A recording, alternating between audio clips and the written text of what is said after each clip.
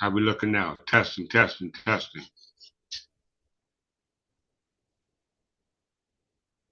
Greeting, Archbishop. There's no audio coming out of the video. What about now?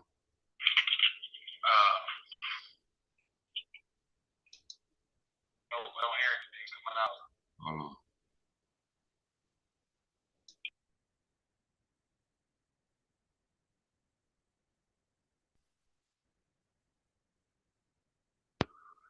Testing, testing.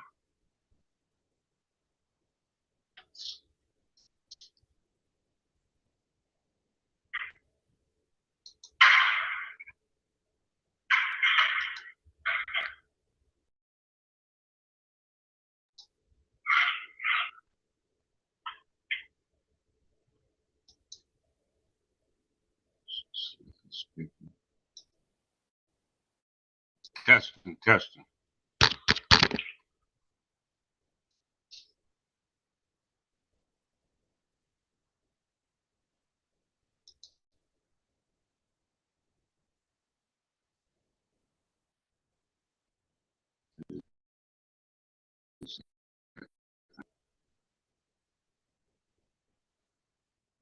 Okay. All right. All right. So let's start again. Greetings, greetings, greetings, greetings, greetings. It is I, your king, King Clifford Jefferson, a son of Godfrey, the fifth Caliban Jew, son of Fulk, the ruler of Jerusalem. I'm here with another marvelous lecture for my heirs, my successors, members of the Third Typical English Church of England.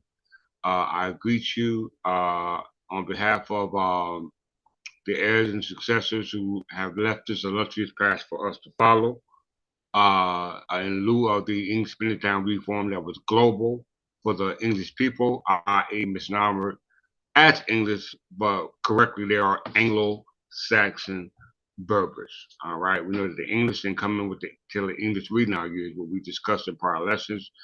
If time permits me, we'll touch on that today. But we are actually Anglo-Saxon Berbers. We refer to the counters to qualify that again today. But this last lecture here today was a lecture for the English heirs success on behalf of your understanding on the Shroud of Turin. Yes, the Shroud of Turin, which is the so-called linen cloth that Jesus or the person misnomered as Jesus, i.e. the Christ or the Messiah, before his ascension. Okay, this is the assumed to be the evidentiary proof of the ascension of Christ that's associated with what we call the Holy Sepulchre. Okay, all right, the Holy Sepulchre. So all these stories are intertwined and came out through what we call the Middle Ages. All right, and what I'm going to do is give you the concrete versus the abstract story concerning the Shroud of Turin, because Turin is a territory where the shroud or the linen or the shred of the cloth that the person misnomered of Jesus was associated and buried with when he made his ascension, and the Holy Sepulchre or the tomb where he was buried at. Okay, so it's very important for you to understand that, as well as uh, uh, we're gonna really travel back through history and see how it reflects us as the Anglo-Saxon Berbers who were descended down from the house of what we call Plantagenet, which was established by Godfrey the fifth Caliban Jew, son of Fulk, who loved Jerusalem. And he descended down from the house of Lirey, which actually goes back to the time of what we call the Clunic Abbey, which was established by William of Arguin or Duke of Aquitaine, all right, which was part of a larger movement called the English Benedictine Reform Movement, which is a result of what was put on this in regards to the English Church, not the parts of, not the English Church, but the Church of England, going back to the Gregorian mission of the conversion of the English Church, or i.e. the Anglo-Saxon Berbers, to Christianity, all right, which resulted in the creation of the story concerning the Shroud of Turin. All right, yes, the linen cloths that Jesus was associated with in his burial. Okay, all right, so we're going to touch on that. Got a lot to cover. Hopefully, I won't forget anything. I talk fast, so forgive me for that. All right, So it is April 23rd, 2024. Vintage birth year is 2974. Okay, once again, and the Gregorian year is April 23rd, 2024, which is the birth year will be 2974. So anybody who are viewing this lesson, I suggest you adjust your calendar, all right? Because when we deal with history or law or religion, we have our calendar to support our history, our law, and our religion, which is a customary usage. It's ancient, and that even though we forgot it, its existence has always been here, and we call that the common law. Okay, so all those who are viewing this, please use your calendar to support your history, because if you don't have a calendar, then you can't be a part of the history. All right. Without further ado, let's get started. Greetings, Counter Searchy, for showing up as my moderator. Just one thing, make sure that when I'm showing the screen, that the screen is showing, because I just got a new computer, and my sharing aspect of it is different from it was on my other computer. I just want to make sure that everything I show is being reviewed. So with that being said, let's get started with this marvelous lecture.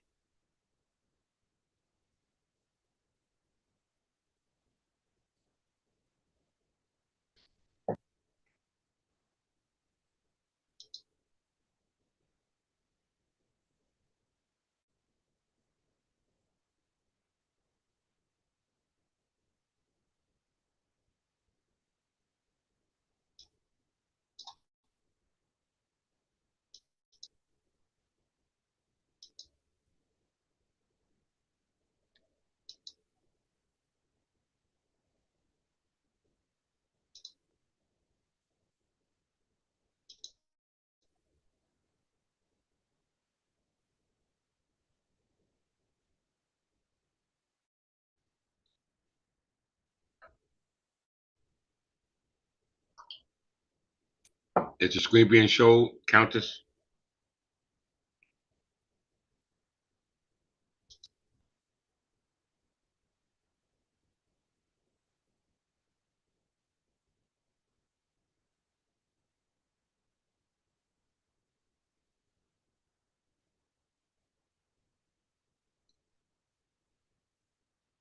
Okay, yes, all right.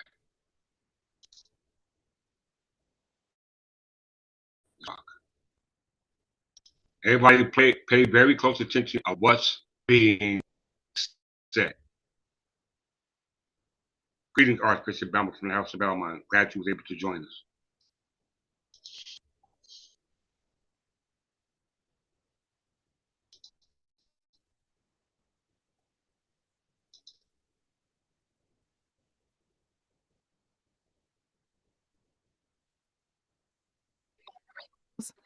Thousands of people are apparently regaining control of their blood. A shocking discovery has sparked curiosity worldwide, and Pope Francis has finally revealed the truth about the Shroud of Turin. But why is all this new evidence only coming up now? What was being hidden about the Shroud of Turin for all these years, and what exactly does it mean for the Church? You might want to stick around till the very end of this video, where I reveal a shocking truth that Pope Francis has just revealed about the Shroud of Turin. Religious relics are actually quirky artifacts claiming to be genuine pieces of history. We have a variety to choose from, like splinters from Jesus' cross, fragments of Muhammad's beard, or even the Buddha's tooth. But verifying authenticity? Well, that's a whole different ballgame. These relics have cleverly managed to remain largely outside the realm of scientific scrutiny. However, there's one exception that stands out like a peacock in a flock of pigeons, the Shroud of Turin. Now let's talk about this shroud, shall we? And you may want to pay close attention, because these details will be very important in just a minute. Think of the shroud as a rectangular sheet, approximately 14 feet long and 3.5 feet wide, supposedly the very cloth that enshrouded Jesus' body in the tomb. What sets it apart is the striking image imprinted on it, a naked man with hands covering the groin, caused by a peculiar yellowish discoloration. And if that's not enough, there are what appear to be bloodstains too. Quite the mysterious piece, isn't it? But guess what? The evidence supporting the shroud's authenticity isn't as clear-cut as the image itself. Oh no, it's been a wild ride of scientific investigation spanning decades. Here's where things start to get interesting. Back in the 1970s, we witnessed a flurry of enthusiastic researchers from various backgrounds scrutinizing the shroud and its curious image. Their findings ignited vigorous academic debates, paving the way for years of subsequent studies. Today, the bulk of the evidence seems to suggest that the shroud emerged sometime during the Middle Ages, lovingly crafted by human hands. Could the Israel-Hamas conflict lead to an American Civil War? It's very much within the realm of possibility. Something like that. Yet, despite this consensus, the elusive question of how that image was made still leaves investigators scratching their heads. This gap in knowledge provides fertile ground for a plethora of fringe theories and wild speculations, making the shroud a mystery that needs answers. Now let's rewind the clock a bit to truly understand Pope Francis's shocking announcement that we will reveal at the end of this video. The shroud made its grand entrance onto the historical stage in the 14th century, and boy did it cause quite a stir. Its first recorded appearance is documented in a letter from the French bishop to the Pope, denouncing it as forgery. But did that dampen the shroud's spirit? Not a chance. It continued to captivate hearts and minds as it journeyed from France, eventually finding its resting place in Turin, Italy, where it has resided for over 4 centuries. One of the early pioneers in shroud studies was a French anatomist named Pierre, who embarked on his investigations at the beginning of the 20th century. His observations, along with more recent work, have largely supported the hypothesis that the image corresponds to a man who suffered significant injuries before his demise. Proponents of the shroud's authenticity often point out that it bears resemblance to a crucified individual, given the wounds and bloodstains. But wait, the scientific examination of this mysterious artifact didn't truly kick into high gear until the 1970s. Now this is where it starts to get really shocking. Enter the Shroud of Turin research project, a diverse group of researchers that included chemists, physicists, and even government institution experts, though they curiously lacked archaeologists. Determined to crack the case, they employed a range of modern techniques, from X-ray and ultraviolet imaging to chemical tests and optical processing using NASA-grade equipment. Talk about a squad of dedicated investigators. In 1981, the team published the conclusions, and boy did they raise eyebrows. Their findings seem to suggest that the shroud's origins transcended the grasp of scientific understanding. They boldly declared there are no chemical or physical methods known which can account for the totality of the image. They also ruled out the use of pigments and confidently claimed to have discovered real blood on the cloth. Furthermore, they surmised that the image was created by direct contact with a 3-dimensional object like a human body. Later research supported these claims, unearthing more evidence of real blood and even pinpointing pollen on the shroud that originated from the Middle East. However, not everyone was convinced. Enter Walter Macrone, a chemist and microscopy expert who conducted an independent analysis borrowed from the shroud in 1978. His findings pointed towards the presence of pigments, suggesting that someone had at least partially drawn the image. Macrone boldly concluded that the shroud was a remarkable creation of a talented artist from the Middle Ages. Additionally, a modern-day team managed to reproduce the image using techniques available to artists during the Middle Ages, dealing yet another blow to the theory that the shroud couldn't have been painted. Now, here's the deal. When it comes to the shroud's authenticity, things aren't looking great. Some smarty-pants archaeologists decided to use carbon dating, their go-to technique, to give it a try, and guess what? The results were quite damning. They found out that this supposed relic was created between 1260 and 1390 AD, which is way after Jesus supposedly kicked the bucket. Talk about bad timing. But hey, let's not lose hope just yet. Some folks try to challenge these dating results, but it seems their efforts fell flat. And those bloodstains? Oh boy, they're not fooling anyone. Real dry blood should be a dark brown, not vibrant red that we see on the shroud. Now let's dive into the physics of this whole thing. Apparently the story goes that the image on the shroud magically appeared when Jesus vanished into thin air. Sounds like a fantastic magic trick, right? Well, here is where things get really curious. According to one physicist, this trick involved a Well done, Viv. You got the presents, the balloons, and the raptor cake. Now, how about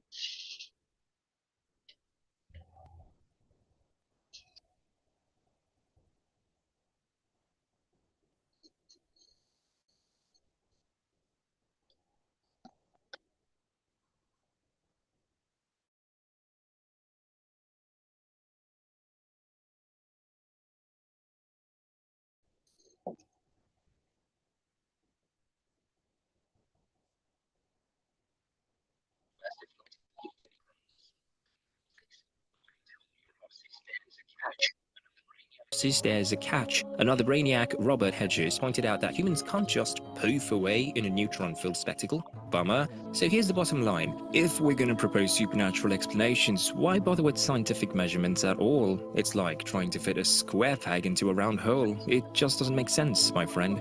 But here's the fun part. The scientific research on the Shroud plays a hilarious game of tug-of-war between religion and science. Some folks believe that religion needs no experiments to prove its worth, while others are on the hunt for hard evidence. And guess where the Shroud enthusiasts fall? Right in the evidence-hungry camp, of course. So does the Holy Church have an official stance on the legitimacy of the Shroud of Turin? You may want to pay close attention now because things are about to come full circle and the final revelation will definitely surprise you. Pope Francis and the Catholic Church have taken a rather chill approach. They're like, hey faithful folks, you do you, feel free to make up your own mind about this shroud thing. They even allow people to venerate it, examine its intricate details, and catch a glimpse when it's put on display. The shroud isn't a mandatory part of our faith. It's like an optional side dish to the main course of Catholic beliefs. Our faith in the does not rely on this shroud.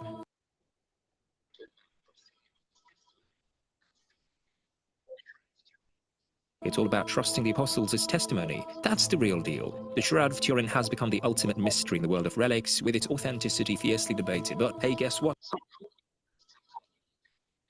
Some cool new tests have come along that are way more accurate and won't be fooled by carbon-14 contamination. Talk about progress. One of these fancy tests, called wide-angle X-ray scattering, even dated the Shroud back to the 1st century. Boom! Take that, doubters. And it gets better. 3 other dating tests by Professor Geoffroi and his buddies at the University of Padua confirmed that ancient date. So why on earth would the Church bother with more carbon dating? Some researchers are saying, enough already, the evidence is rock solid. So let's put this case before a jury. They have no choice but to rule in favor of the Shroud's authenticity and the resurrection. Case closed.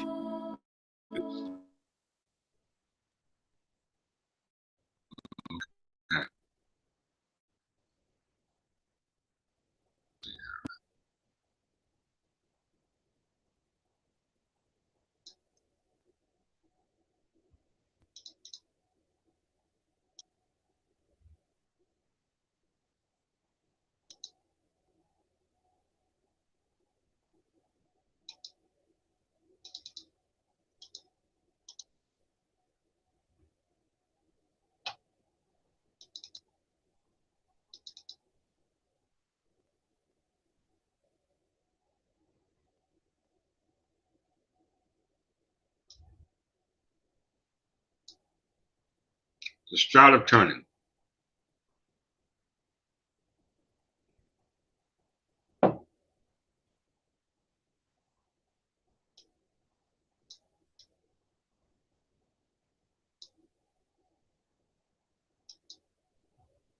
Everybody, please follow along. Any questions, please post them now.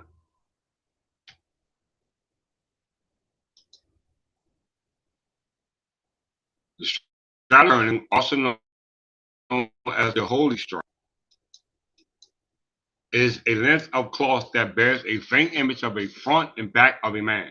It has been venerated for centuries, especially by members of the Catholic Church, all right, as the actual burial shroud, all right? The word shroud means to shred, all right? All right, the word shroud means to shred, S-H-R-E-D. used to wrap, so a linen cloth or linen shroud, which means a piece of a shroud of linen, all right, a shred of linen used to wrap the body of this person misnumbered as Jesus of Nazareth after his crucifixion. Crucifixion means his ascension, all right, his ascension, and upon which Jesus' body image is miraculously imprinted. The human image on the shroud can be discerned more clearly in a black and white photographic negative than in its natural sepia color, an effect discovered in 1898 by Secondo Pierre, who produced the first photograph of the shred. This negative image is associated with the popular Catholic devotion to the holy face of Jesus. All right, so there's your synopsis. All right.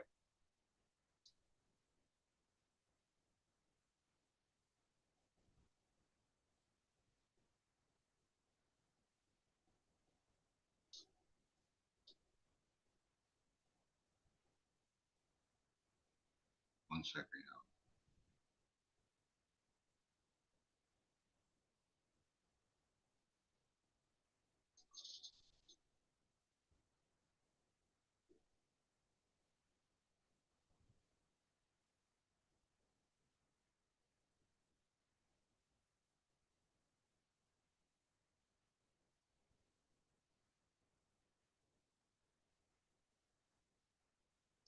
Okay.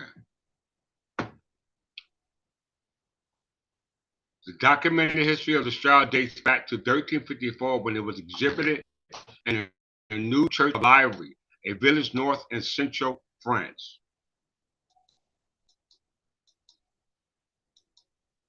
You're going to just hit the important aspects of concerning this trial, okay? Just the important aspects of it.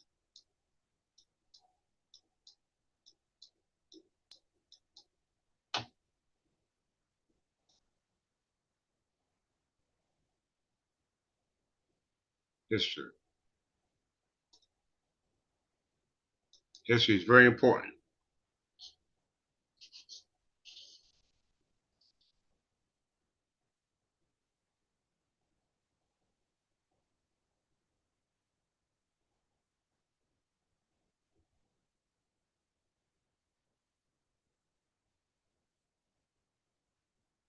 Okay.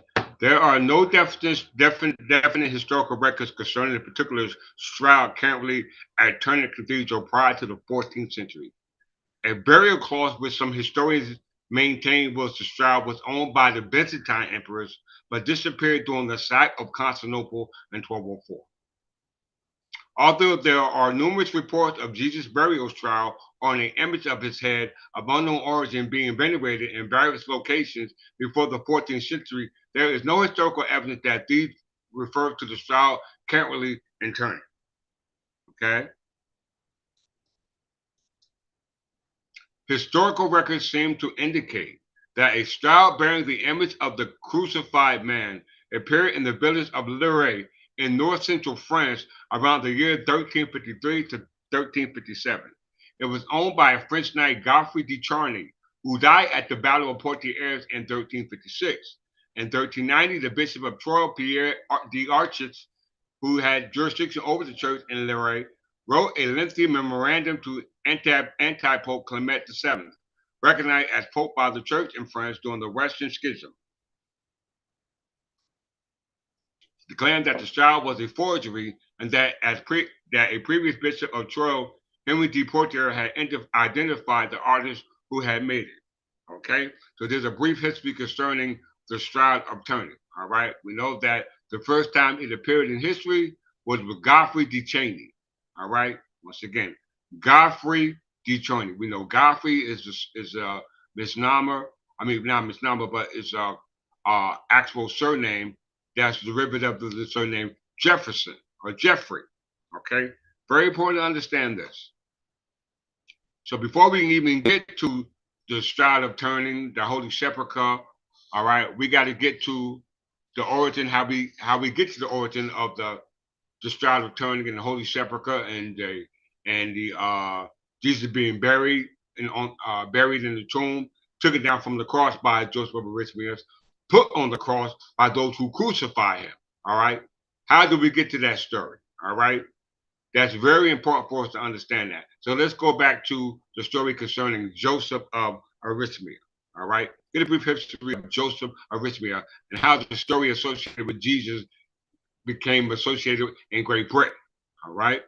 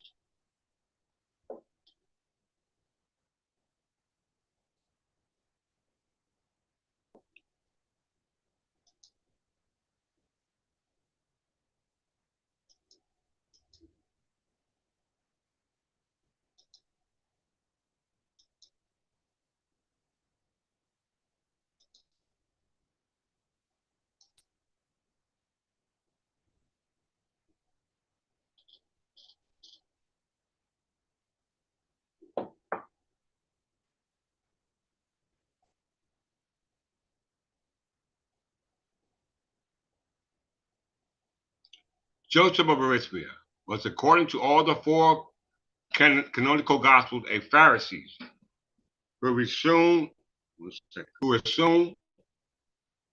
responsibility for the burial of Jesus after his crucifixion. The historical location of Arimathea is uncertain, although it has been identified with several towns. A number of stories that developed during the Middle Ages connecting him with Glastonbury, England, and also with the Holy Grail legend. Did you hear that? We know the Holy Grail deals with the bloodline of Jesus. Yes, the Holy Grail is symbolic of the bloodline of Jesus. All right. We can go through the biblical scriptures all you want, but they give you no concrete proof in regards to Jesus supposedly not dying on the cross, but being taken down by Joseph of Arimathea and secretly taken to Glastonbury, England. All right, contrast or opposed to the story about him being crucified on the cross in Jerusalem, okay? Because we know crucifixion, the cross is a fiction about the crucifixion of Christ or the person who you identify with Christ. This is very important for you to understand that. So you have to take the story back to the origin where the story originated, all right? And those who were there when the story was told, all right?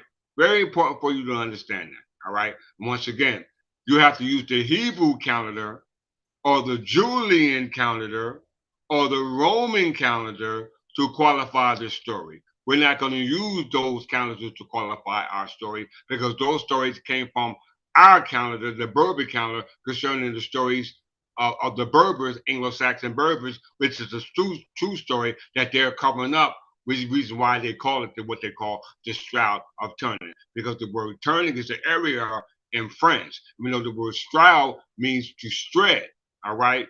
A shred, a piece of linen cloth, all right? So let's identify the abstract story concerning the Shroud of Turin associated with Great Britain, because the story concerning the Shroud of Turin winds up in what we call Great Britain. And we know Great Britain at this time was associated with the time of the story with the Kingdom of France. All right. And we know England and France was in unification, which is the reason why we got to qualify the story even further.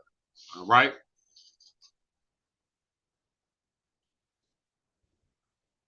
So losing the abstract, we ain't going through that.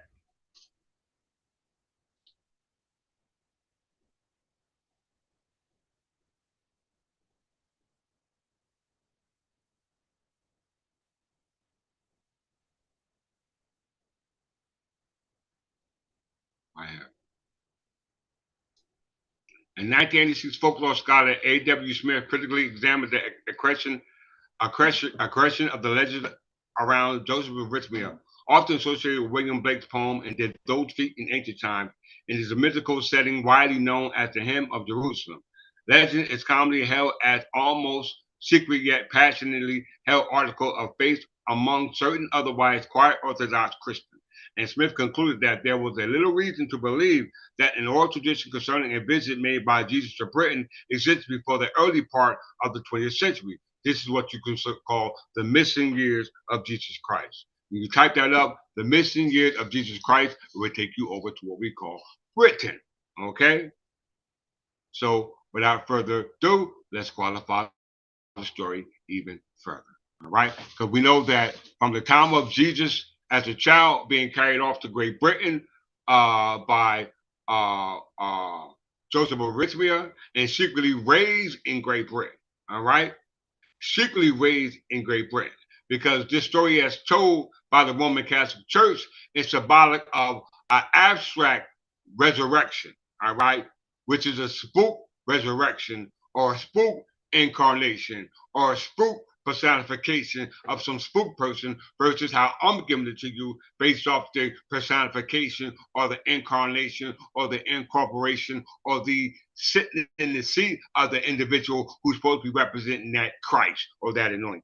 That's very important to understand this from that either their abstract story or my concrete story before we go any further, because it all concerns a territory where we call Jerusalem. All right? We know King Edgar the Peaceful was called the King of Peace. Jesus was also associated with that term, the King of Peace. Godfrey means peaceful territory. All right? So let's get there. So we associated Joseph of Arimathea, and we associate the story of Jesus Christ or the child or the child Jesus being brought over to Glastonbury. All right. Let's see.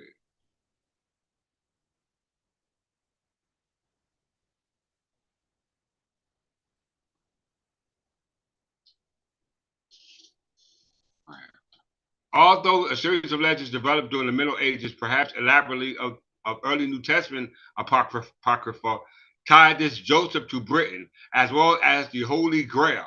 He is not currently on the abbreviated liturgical calendar of the Church of England, although he is on the calendar of some churches of Anglican communion, such as the Episcopal Church, whom commemorates him on August 1st. All right, so he is an individual which is worshiped by the Roman Catholic Church. All right. In regards to the story concerning Jesus being crucified on the cross, we know the cross is a symbolic. All right, has a symbolic meaning, as well as the crucifixion has a symbolic meaning. It's just how you oversee the story of how it's being told to you. All right. When we being here at the English Third Temple Church of England, we have to understand it from the perception as told from the Middle Ages, because that's timeline. And we also need the calendar that was there at that timeline, which we call the Berber calendar. All right. It was called the Berber calendar because we're not Hebrews, nor are we Jews, nor are we Romans. Okay. Nor are we Greeks, etc. Right.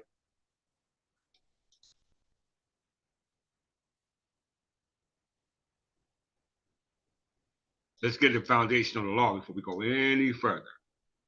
All right.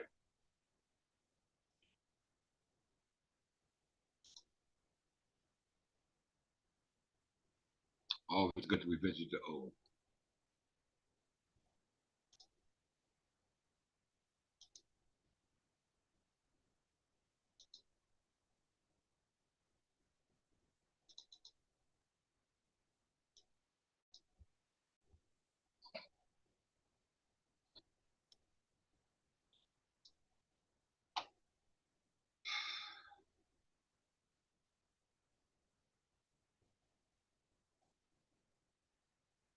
Any questions, anyone?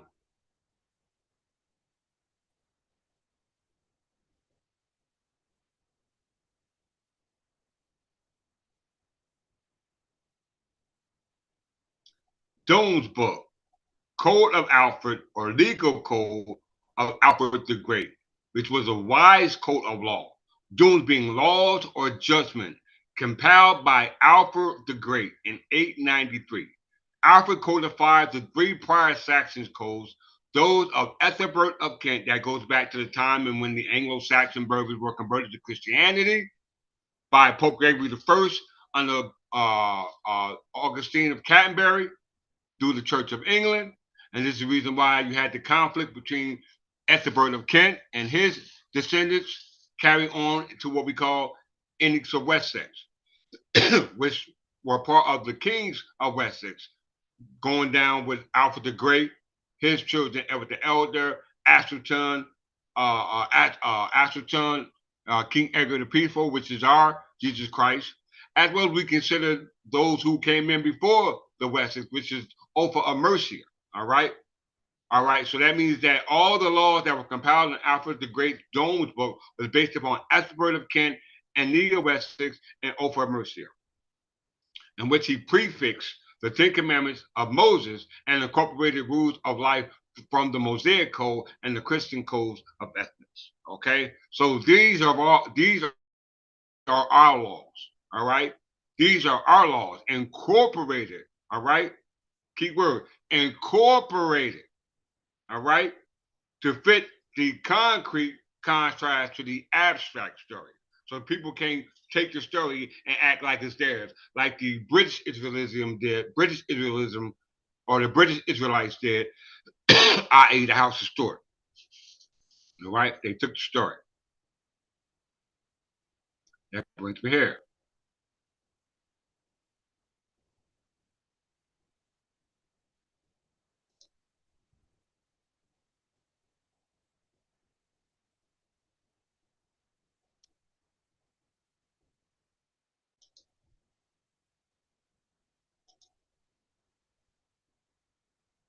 I'm only touching on these things because we got a lot to cover.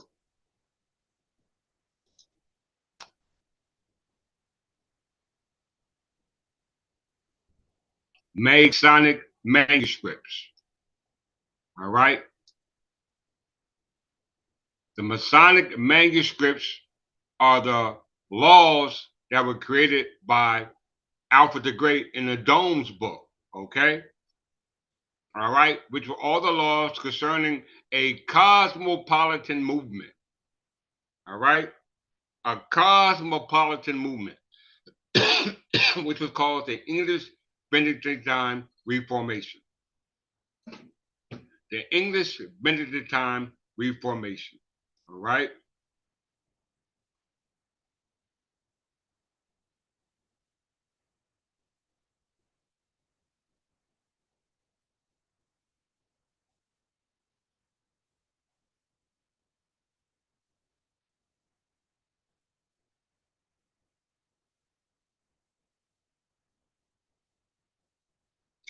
The Masonic manuscripts, which is basically based off the Mosaic codes, which were the codes that Alfred the Great coded based off all the people that existed at that time, based off the history concerning the people, such as those of Mercia, those of Kent, and those of Wessex.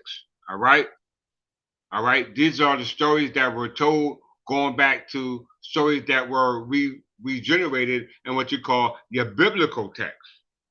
All right, your biblical text, and in the biblical texts, their stories come from these manuscripts or illuminated manuscripts.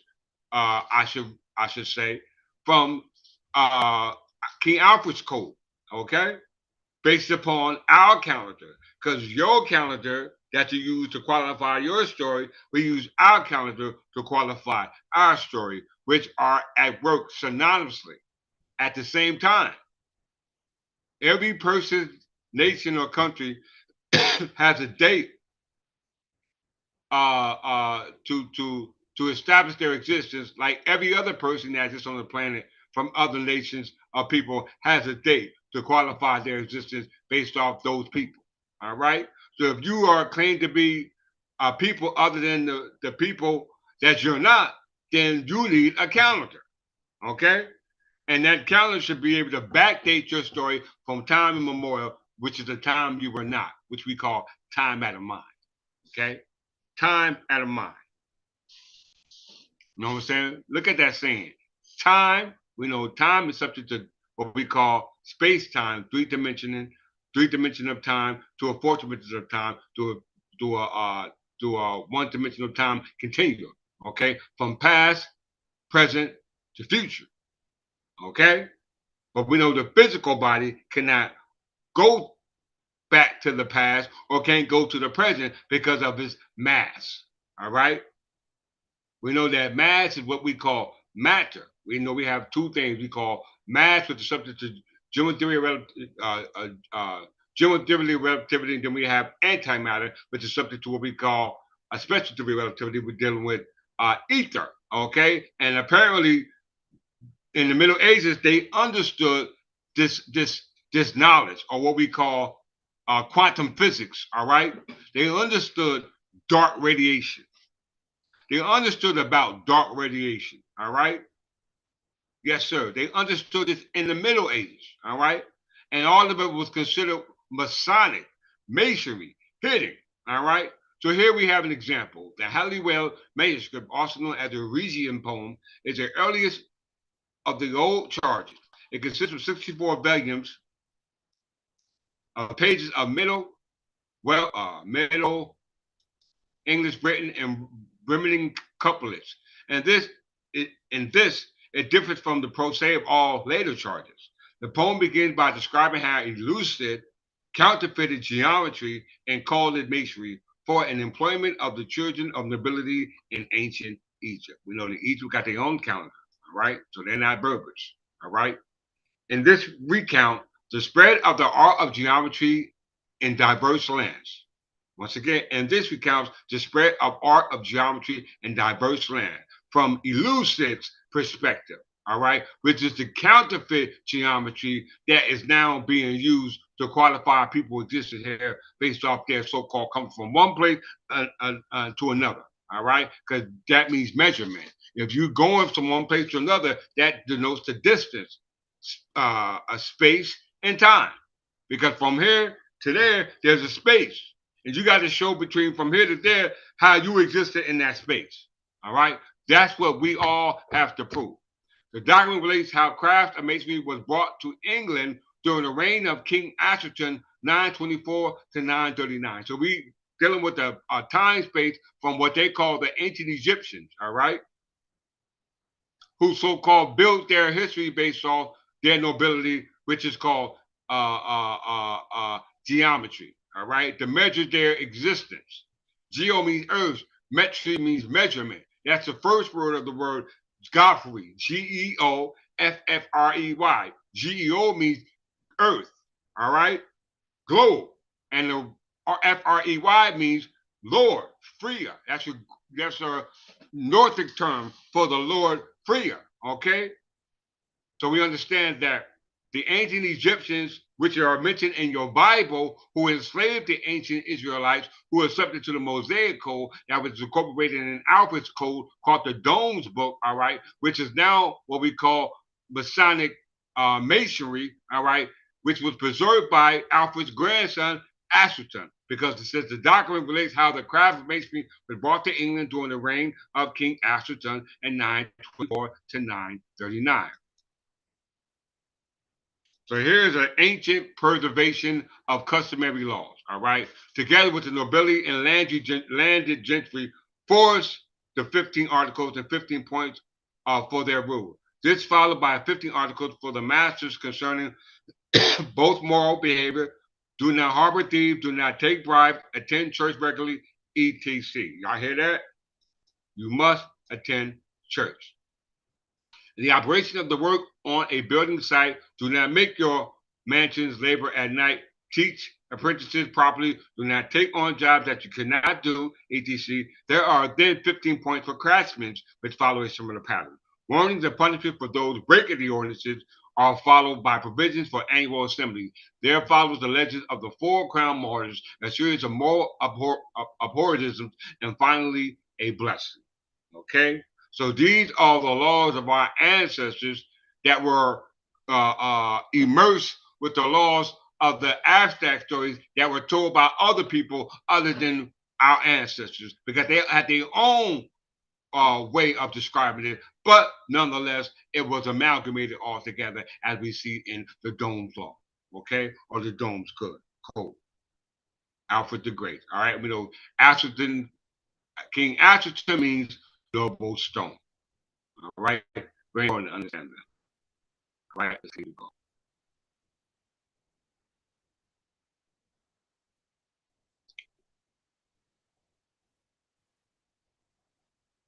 All right, so let's get into stuff.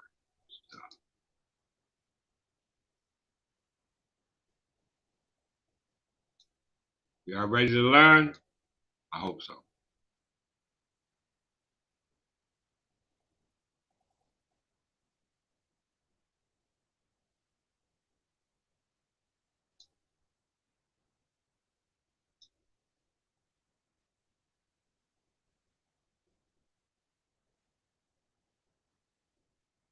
Let's go.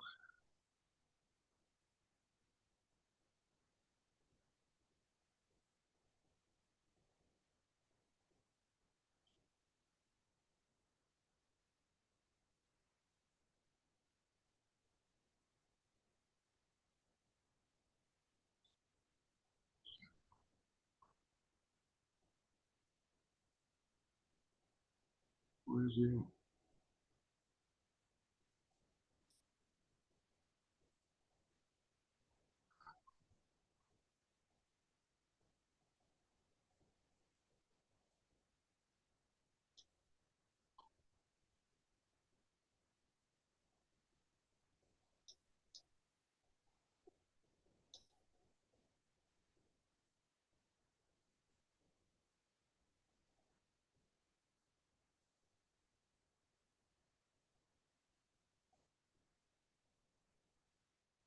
I must.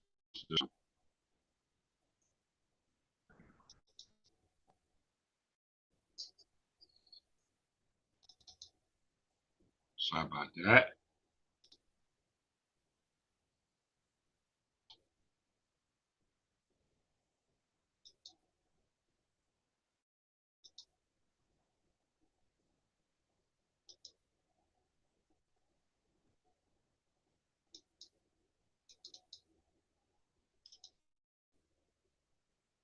Godfrey de Charny.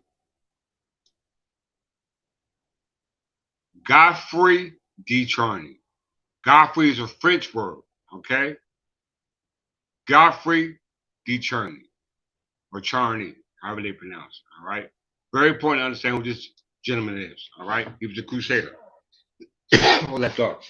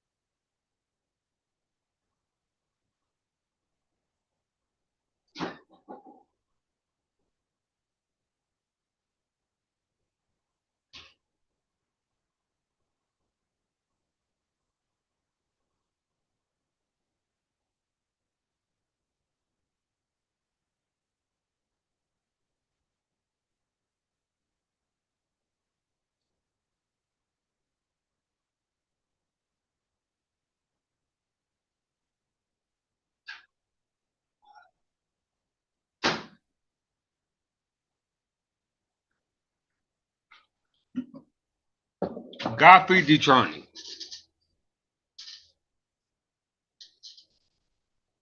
Godfrey de Charny was the third son of Jean de Charny, the Lord of Charny, then a major Burgundian fortress, and Marcotte de Joinville, and Marguerite de Joinville, daughter of Jean de Joinville, the biographer and close friend of King Louis IX, a renowned knight who fought on the French side during the early years of the 100-Year War. Did y'all hear that? We know Louis IX was of the Capetine dynasty. All right? He warred with the Plantagenet dynasty, which was founded by Godfrey V kind of ran too. All right? So we're reading about Godfrey de Charny. All right? The biographer and close friend of Francis King Louis IX of the Capetan dynasty, a renowned knight who fought on the French side during the early years of the 100-Year War. Did you hear that? Not the War of the Roses, but the 100-Year War. We had the first 100-Year War, then you had the second 100-Year War. All right. Charney wrote a semi-autobiographical poem, the Book of Godfrey de Charny, and set a question on chivalric matters for a short-lived Company of the Stars. Okay.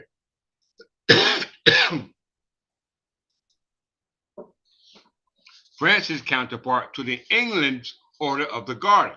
So Godfrey de Charny established a chivalry called the Company of Stars versus that which was established in England called the Order of Garter. And the Order of Garter was established by who? Edward III, the son of Edward II, the son of Edward I, the son of Henry III, the son of John, the son of Henry II, the son of Godfrey, the son of Fulk V, the ruler of Jerusalem. Okay? Although a pro se treatise called the Book of Chivalry had also long been accredited to him, recent findings indicate this to have been more likely by his son of the same name, Godfrey de Charny, who died in 1398. Charny is also widely associated with the first known showing of the Shroud of Turin, though there are no doubt that he was responsible for these. All right? Everybody read that? Read that again. So it says here, although pro se treatise called the Book of Chivalry had long been accredited to him, Godfrey de Charny, recent findings indicate this to have been more likely by his son of the same name, Godfrey II de Charny, who died in 1398. Charny is also widely associated with the first known showing of the Shroud of Turin, though there are no doubts that he was responsible for these. All right? So we see that Godfrey de Charny, all right, had in his possession the actual linen cloth called the Shroud of Turin that so-called the person misnomed as Jesus was so-called buried in or laid upon him, as also proof of Jesus' ascension or the proof of his resurrection. Okay.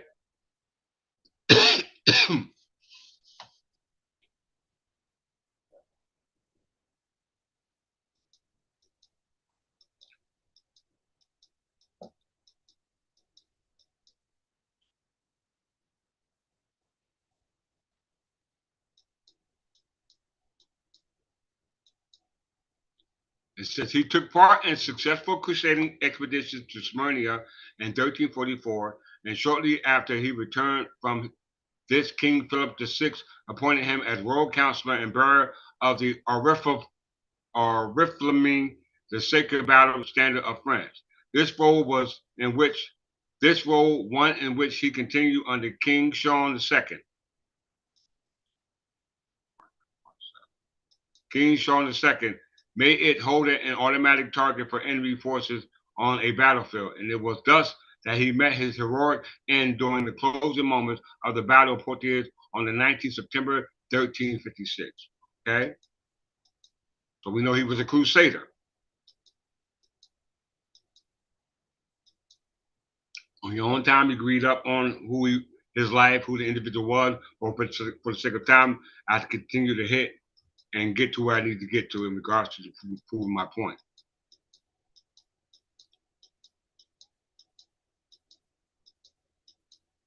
All right.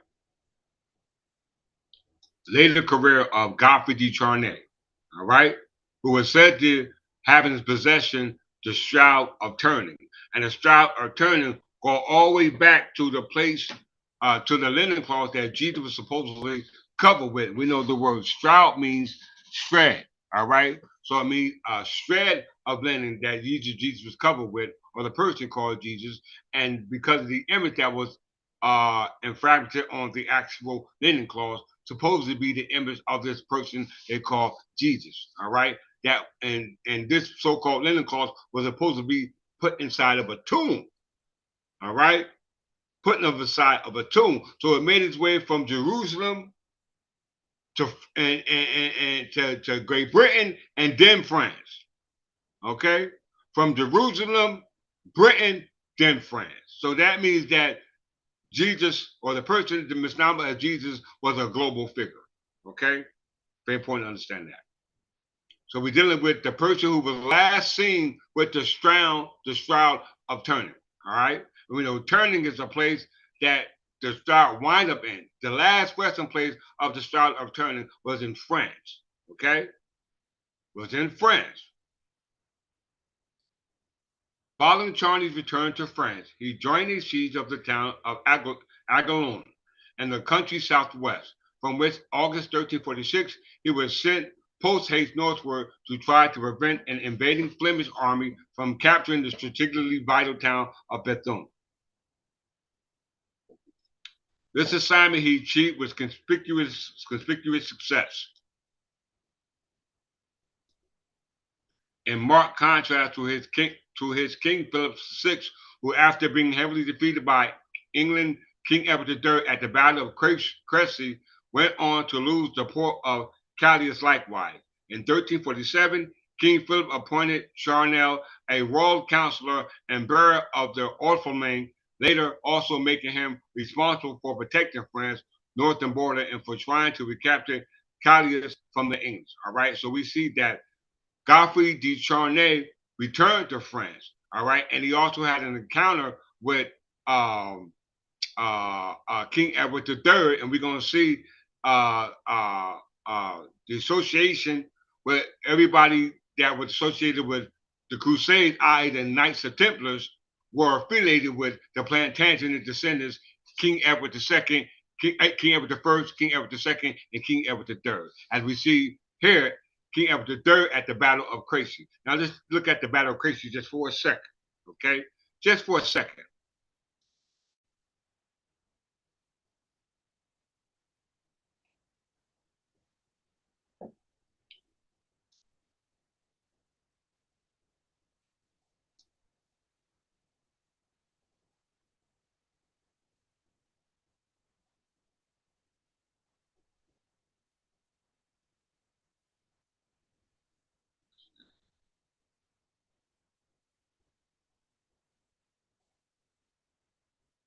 The Battle of Crécy took place on the 26th of August, 1346.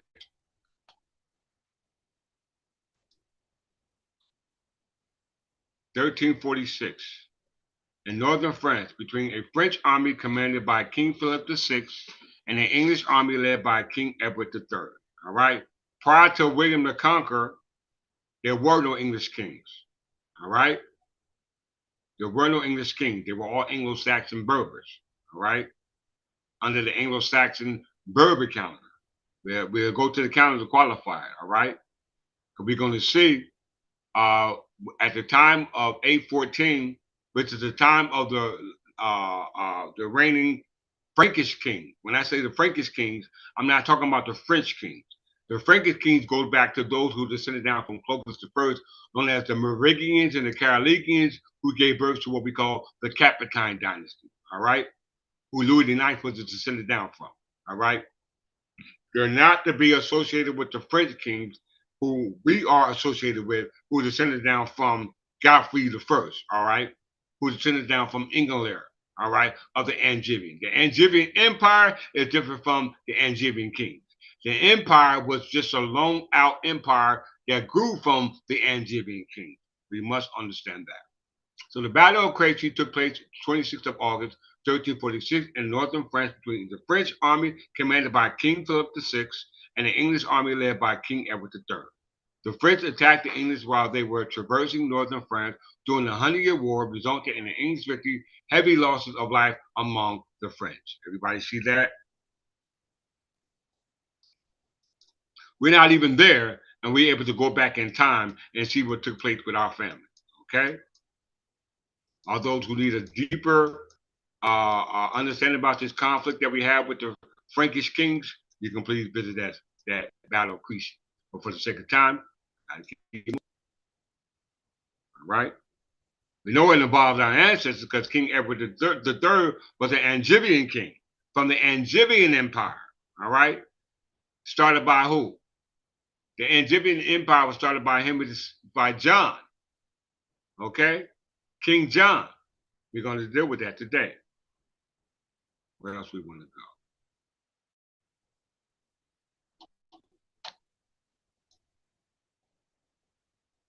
Godfrey de Charny. So we see Godfrey de Charny was associated with the Shroud of Turin. All right? The Shroud of Turin. And the Shroud of Turin wind up in French. All right? It winded up in French. All right? We know that the Shroud of Turin is associated with the Holy Sepulchre. All right? It's also associated with what we call the Holy Grail. All right? It's associated with what we call the Crusades. All right?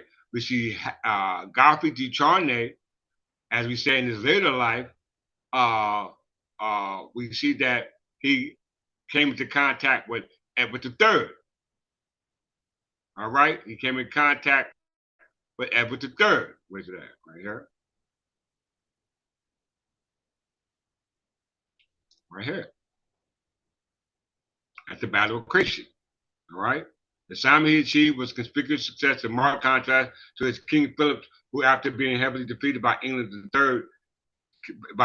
King Edward III at the Battle of Poitiers, went on to lose the port of Calais likewise. So let's go down to back to the Shroud of Turin to get a closing on that and associated with Godfrey de Charny.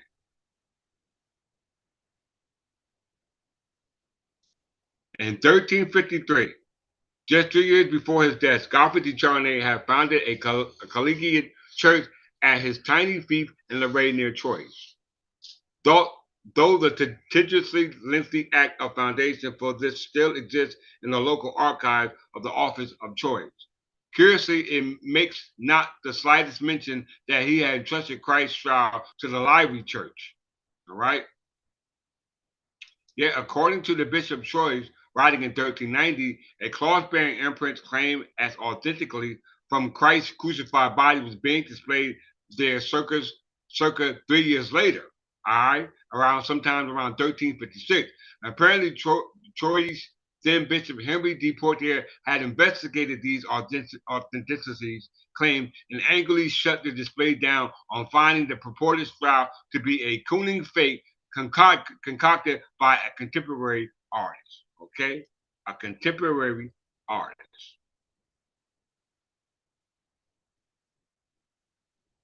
So it's associated with Godfrey de Charny. All right. Godfrey de Charny was a part of the 100-Year War.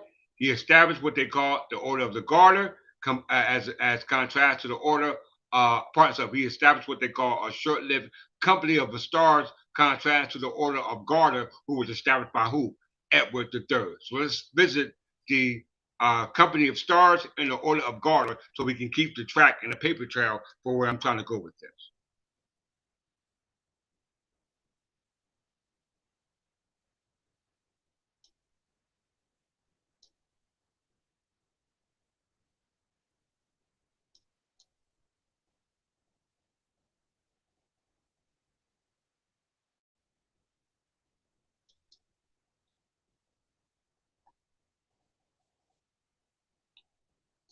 Order of the Star, French.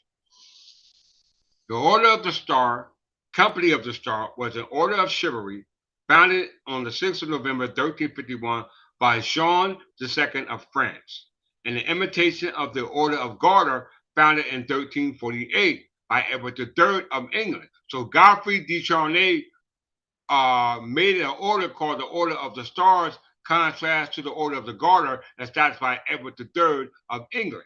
Okay? The inaugural ceremony of the order took place on the 6th of January, 1352 at St. Owen's, from which it's sometimes called the Order of the Noble House of St. Quin. 1 second.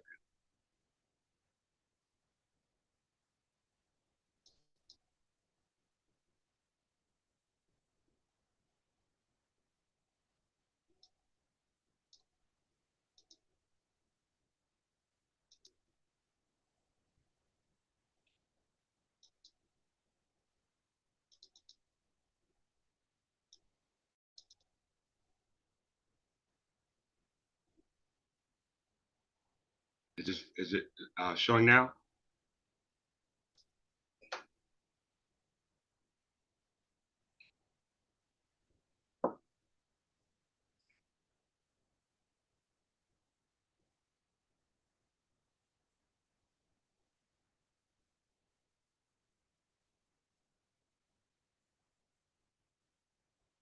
Okay, thank you, moderator, Kaiser Searchy. So the Order of the Star was different than the Order of the Garter.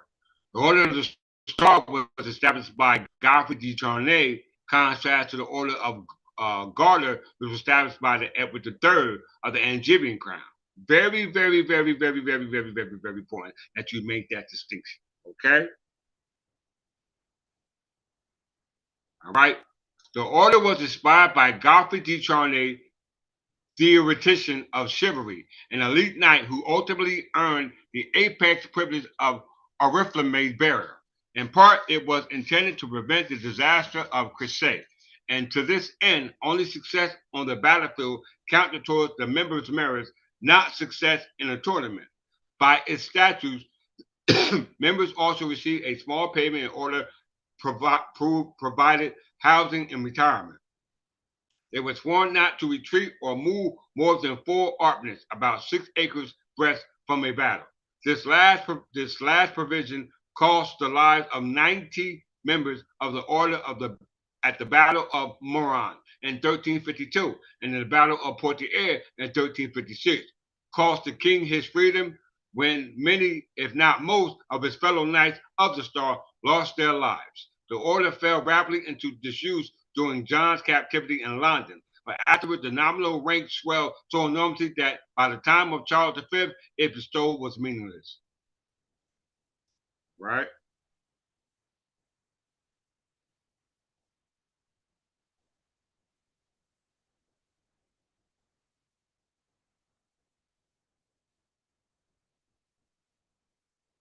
The dress. The badge of the order was a collar of a small with a white collar with a white star on the red enamel. The device monstrum rebus astrabium. The star shows the way to the kings, referred to the 3 kings led by the star of Bethlehem. Okay? I just seen that where it says the 3 martyrs. Or that might have been something different. Where did I see that at?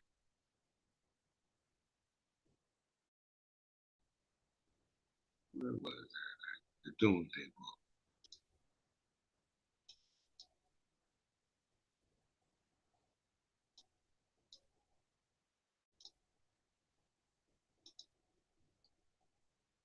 I think that was in the Doomsday Book. Let's see if that's the 3 those 3 were 3 martyrs. Let's see if that's what it was.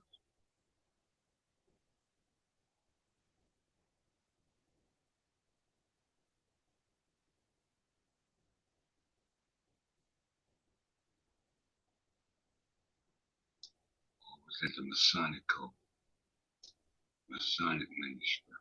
Crown martyrs. No, that's somebody different.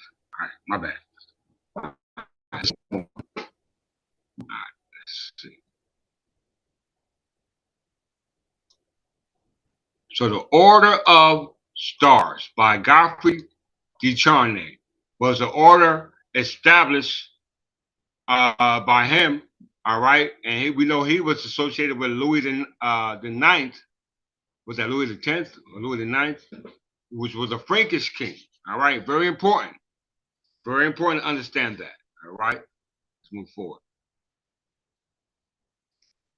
Order of the Garter. What is the Order of the Garter?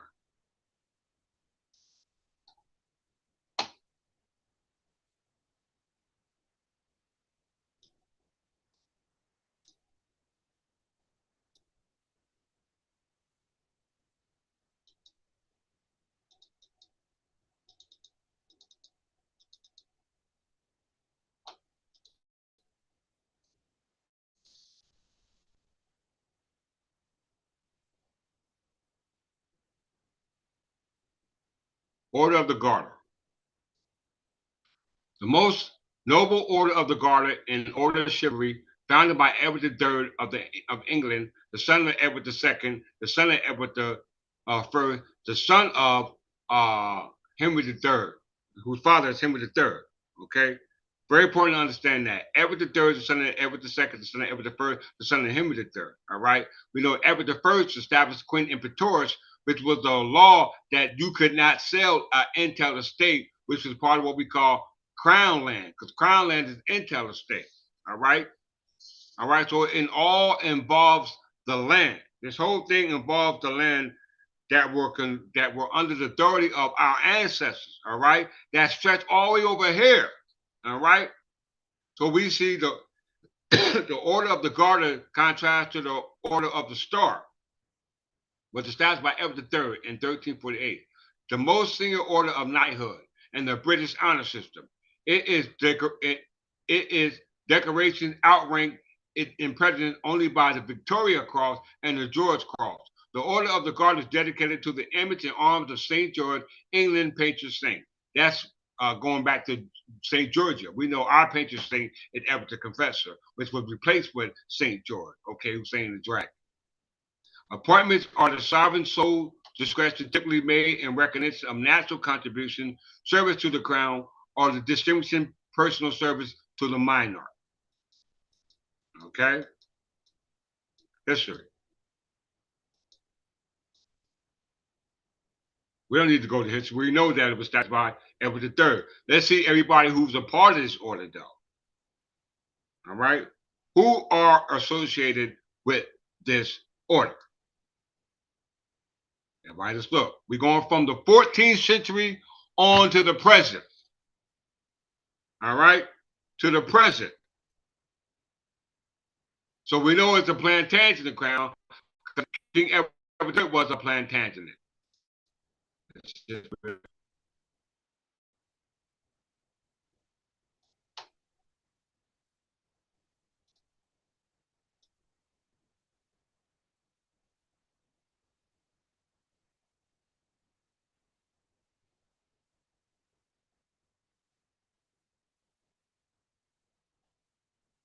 Plantagenet.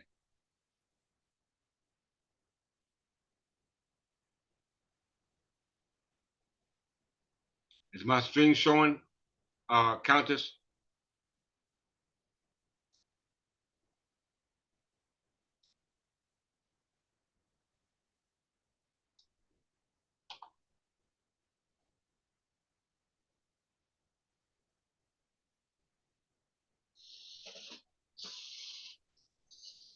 Screen showing Countess Searchy?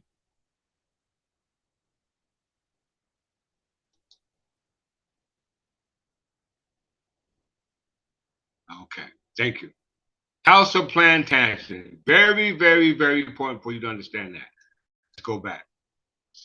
So these are everybody associated with the House of Plantagenet, not associated with the House of Plantagenet, but those who are associated with the Order of the Garter. All right? The Order of the Garter. I'm not going to read them. My mouth is kind of dry, so you can just read them alone as I scroll through.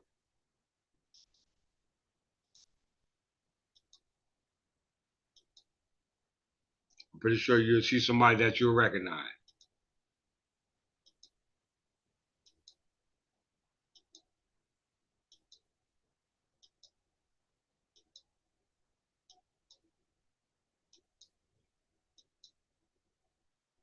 All right.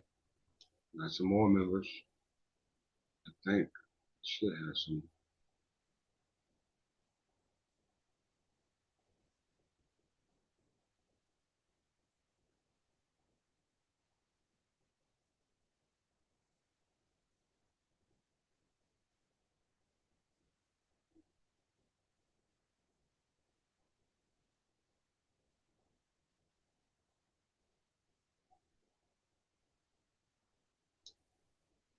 All right, there's more. Let me see if I can find that in this.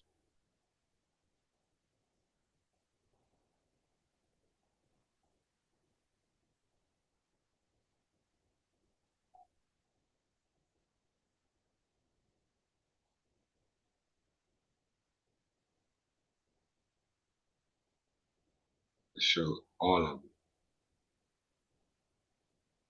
Okay, the order also includes supernumeracy, knights and ladies, members of the British royal family, and foreign monarchs. Okay, so it includes them. I'm not going to scroll through them, but it includes them as well. Everybody from King Edward III all the way up to this present history. All of them are members of the Order of Garter. I can't find the list. Hold on. Let's see. Here we go. There we go. These are all the inductees, y'all.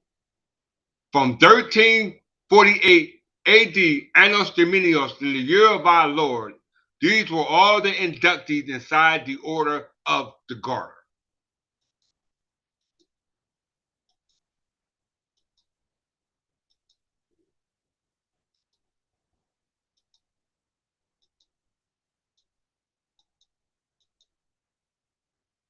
(1,027 inductees. Who else is revealing this information? All right. All these are inductees of the Order of the Garter.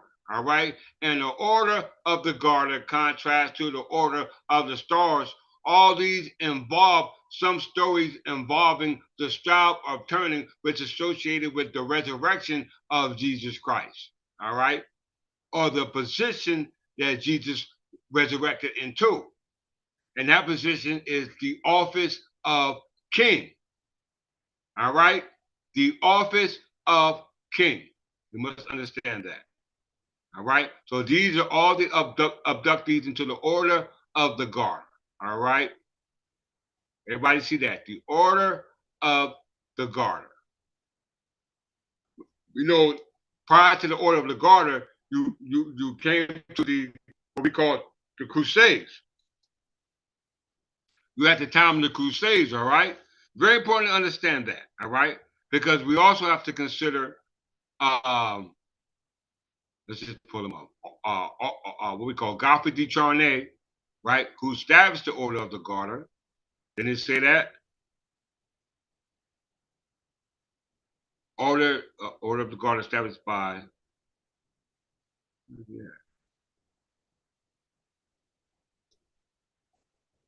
Godfrey de Charney. Let's also Godfrey de Charney again.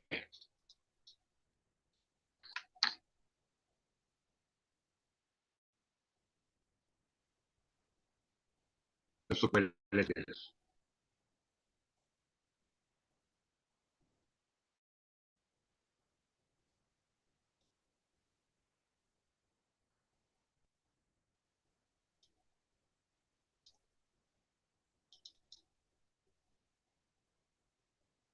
Let's do our fishing hook and see what bite.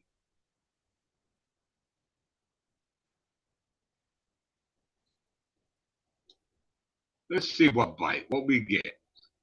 We're going to fish up to that. We know Godfrey de Charney was associated with the child, right? That's what it said, right?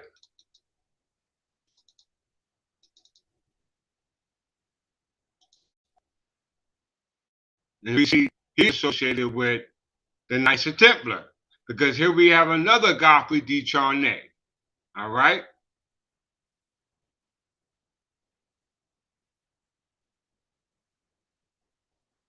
Everybody look at it.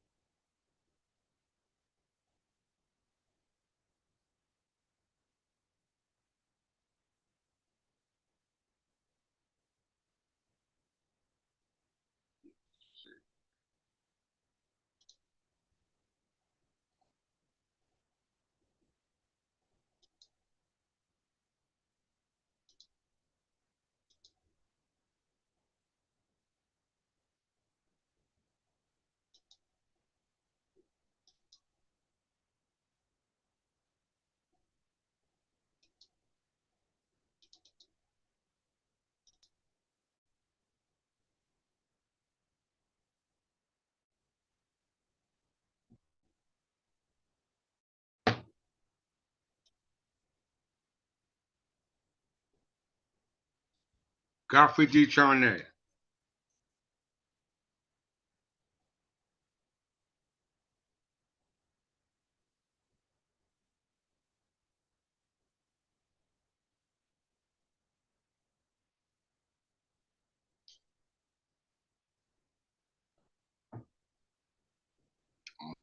Oh, my screen keeps freezing.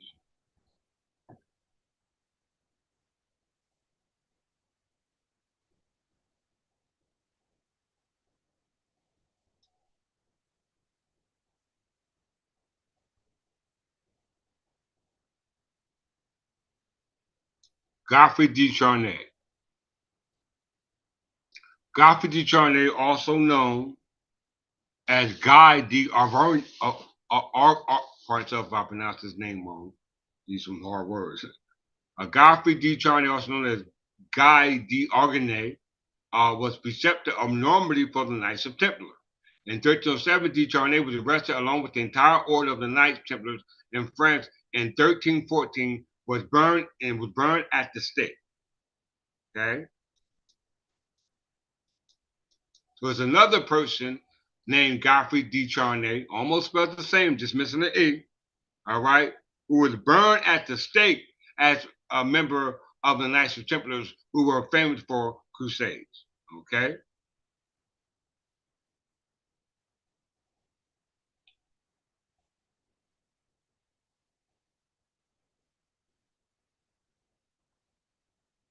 All right, so you got two Godfrey de Charney, one associated with the Shroud of Turin, he was a crusader, and another Godfrey de Charney, who was associated with what we call the Knights of Templars. So let's associate the Knights of Templars with the equation. All right.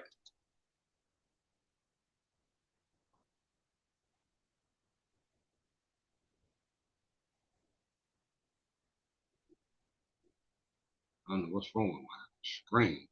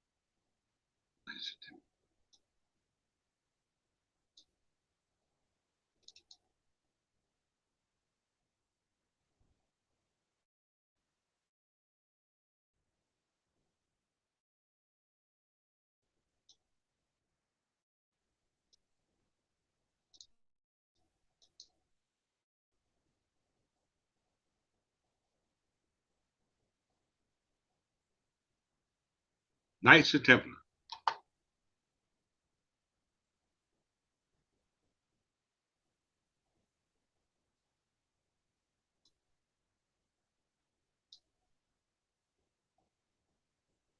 The poor fellow soldiers of Christ in the temples of Solomon, mainly known as the Knights of Templar, was a military order of the Catholic faith and one of the wealthiest and most popular military orders in Western Christianity.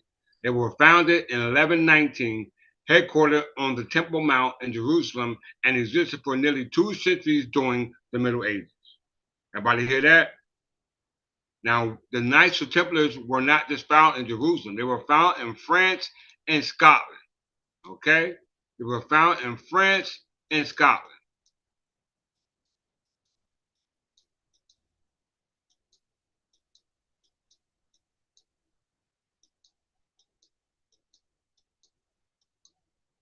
There we go. Locations: Brittany, England, Portugal, and Scotland. You hear that? Brittany, England, Portugal, and Scotland were the locations where the Knights of Templars were located. All right? Knights of Templar was established in 1119. All right? It said the allegiance was to who? The Pope. The allegiance was to the Pope. Everybody see that? It was part of the Kingdom of Jerusalem. All right? Nicknamed the Order of Solomon's Temple or the Order of Christ for this person who fit this Christ-like being that they were associated with. All right? Because when you're dealing with the Grail story, the Holy Sepulchre, and the Shroud of Turin are all associated with Jerusalem, Temple Mount. Very important for you to understand this story. Okay? Very important. So the Knights of the Templars were the ones who kept the secrets because it was all based on masonry. All right? Masonry.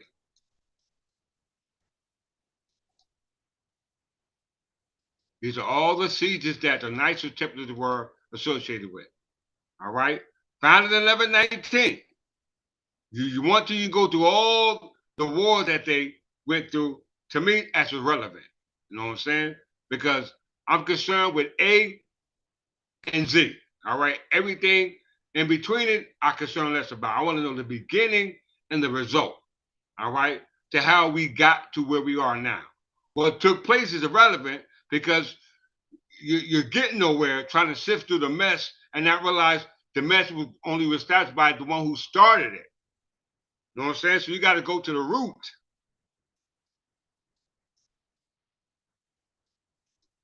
So let's go to the root.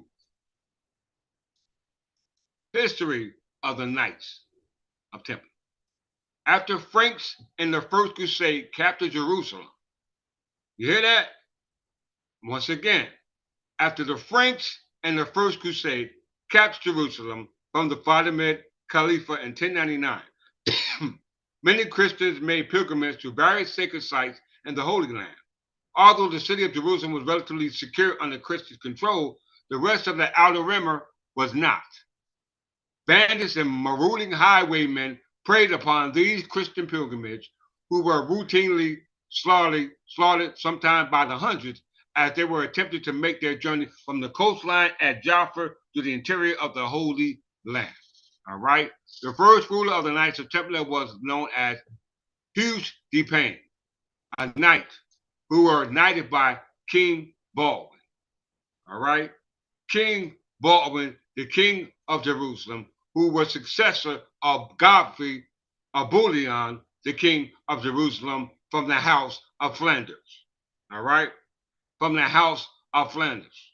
You must know these individuals, who they are and what family member they're associated with, or else you will lose your bloodline. Okay? You'll lose your bloodline. So the Knights of Templar were founded by 1119 AD by a French crusader, which was the Grand Master of the Knights of Templars, known as Hugues de Payne. Everybody think on that for a minute.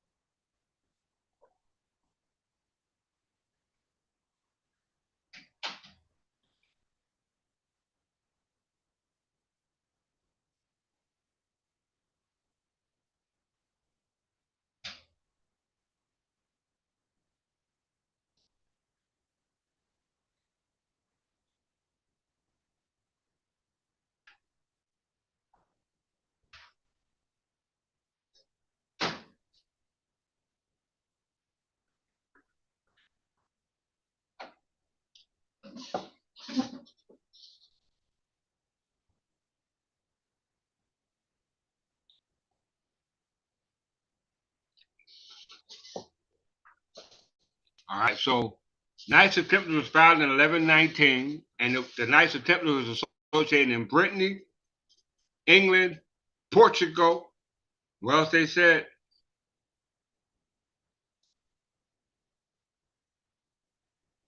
Brittany, England, Portugal, Scotland. All right? That's what they said they were located at. Very important. And they were under the allegiance of who? The Pope. All right? The Roman Catholic military order.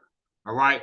Not just the Knights of Templars, but also the Knights of Hospitalier. All right?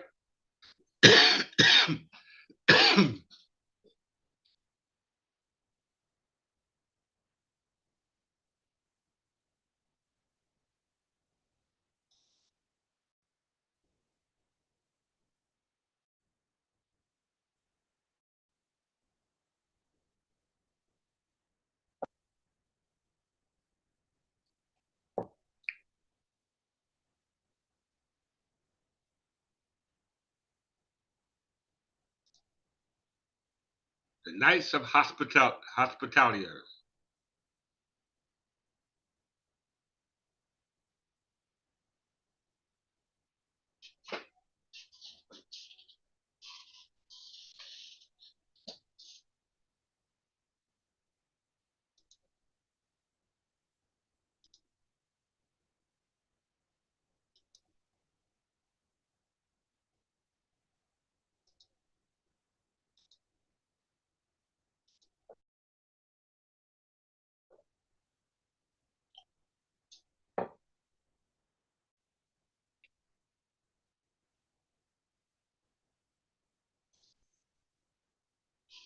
The Order of Knights of the Order of the Knights of the Hospital or St. John of Jerusalem. All right? There's another order.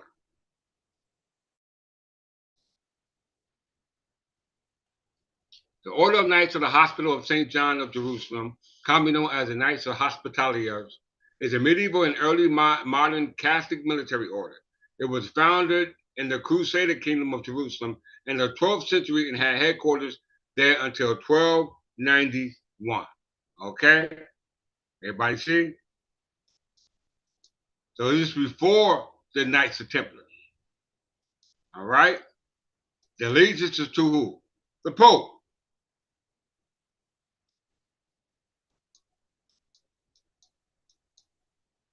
There go all the engagements. All for this fabricated story concerning this Christ being. All right?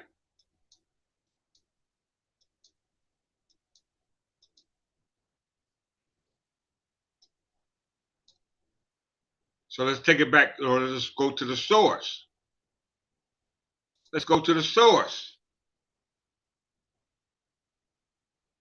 The Kingdom of Jerusalem.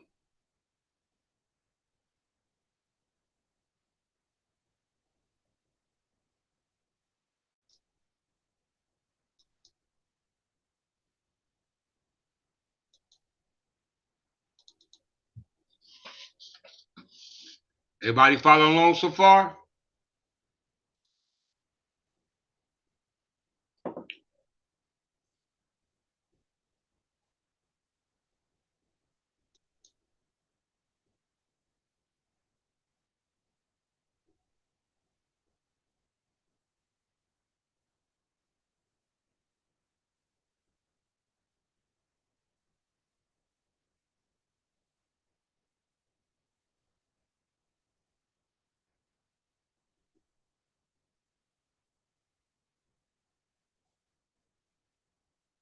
Okay, that's what I want to hear. I want to hear no questions. I don't want no question. I didn't know. I ain't trying to hear it. So we're going to go to the source, the King of Jerusalem. The King of Jerusalem was established by the first King of Jerusalem, or soon to be the first King of Jerusalem, in honor of the true King of Jerusalem. Okay? And this happens to be Godfrey of Bouillon. Okay? So without the King of Jerusalem, you have no Knights of Templars, you have no Knights of Hospitaliers. Okay? You have none of them. Okay? And they're all preceded by movements. All right? They're preceded by movements that you are none the wise. All right? So it's as your king, I must bring it to your attention. The Kingdom of Jerusalem. The King of Jerusalem, also known as the Land Kingdom, was a Crusader state that was established in the Levant immediately after the First Crusade. It lasted for almost 200 years from the ascension of Godfrey of Bouillon in 1099 until the fall of Acres in 1291. So 1291, you're talking about the Knights Hospitaliers.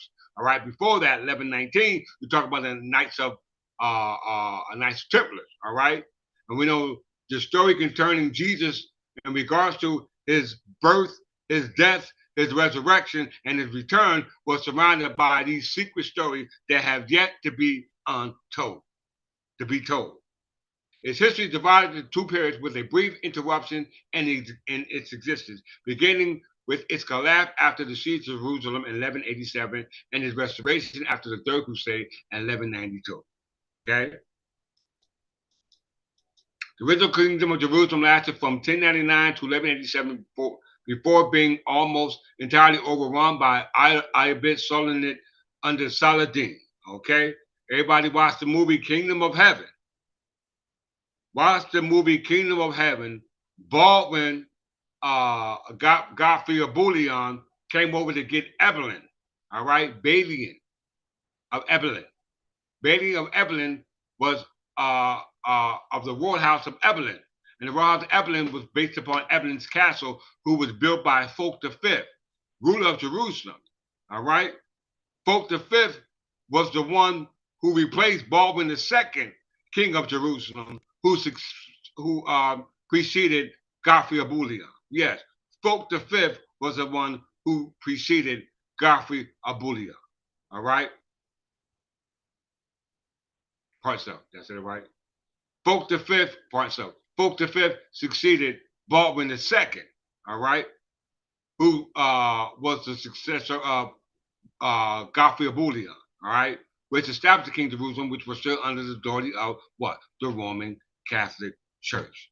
We must understand that. So we got the Kingdom of Jerusalem, started by Godfrey of Bouillon. You got the Knights of Templars, started by a movement that was established by what's his name, Godfrey de Charney, going all the way back to Godfrey de Charney, who was the one going on the crusades, who were responsible for having in his possession the Shroud of Turin. Okay, all right. So he was associated with the Charney family, and the Charney family are all associated with the family going back to Stefan of Blois. Yes, Stefan of Blois. All right, let's get there.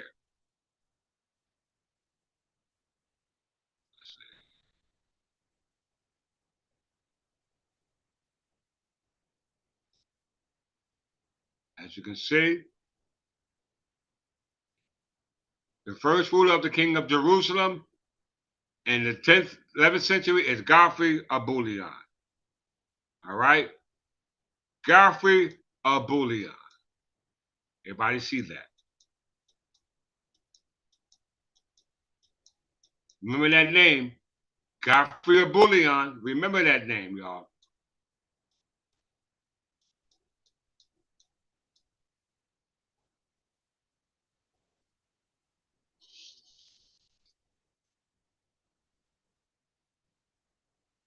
Let's just see who succeeds Godfrey of Bouillon.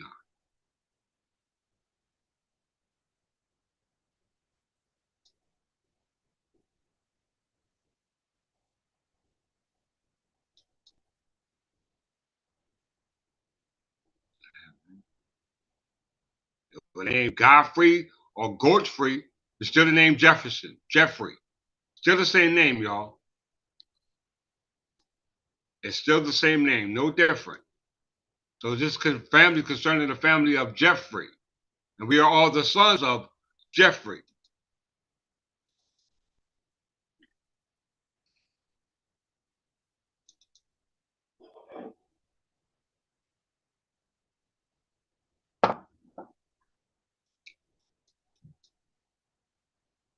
Godfrey, the son of Eustace II. Eustace II, a Count of Boulogne daughter, was married to Eustace II's father was married to Gold of England, the daughter of Ethelred the Unready. All right, I'm gonna prove it to you in a second. Godfrey of Bouillon, as we can see, was the preeminent leader of the First Crusade and the first ruler of the King of Jerusalem from 1099 to 1100 AD. Although initially reluctant to take the title of king, he agreed to rule as prince, all right, for the advocate of the Holy Sepulchre. We know the Holy Sepulchre is the church, all right? We know the Holy Sepulchre is where the tomb that Jesus was buried in regards to the affiliation with the linen cloth that Jesus was buried in, and the Church of the Holy Sepulchre, all right, called the Shroud of Linen, which means a shredded piece of linen, all right?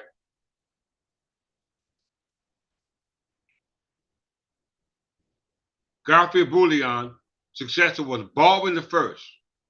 Baldwin's successor was,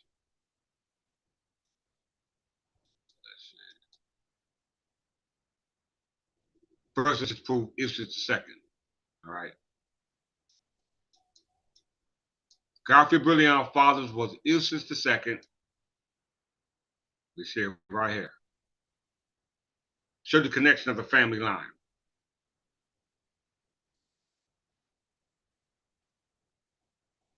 Eustace the second wife was Godfrey of England. Hear that there? He had two wives, Ida Lorraine and Godfrey of England. Right? We're talking about Jerusalem now, y'all. We're talking about the first king of Jerusalem, Godfrey of Bouillon, was the son of Eustace the second. All right? Eustace the second's spouse was who? Godfrey of England. And Godfrey of England was the daughter of Ethelred.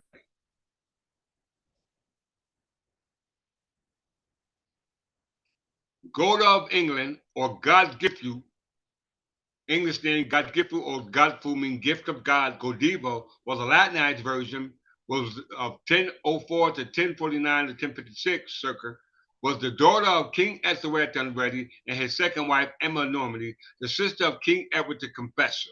We know that Emma Normandy was a Frankish king. We know Edward the Confessor was the descendant of the kings of Wessex. We know King Ethelred Dunready was the son of King Edward the Peaceful, who is our Jesus Christ. Okay? It's our Jesus Christ. And they're linked to Jerusalem. All right? They're linked to Jerusalem because Jerusalem exists prior to the first king of Jerusalem. All right? Which is not a true king of Jerusalem because he descended down from the house of Flanders. All right? Eustace the second descended down from the house of Flanders.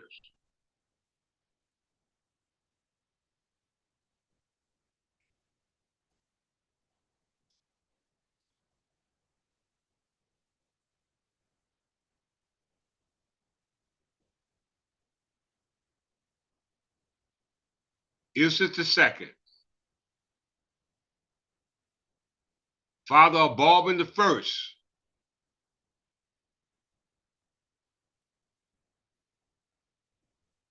Part 7.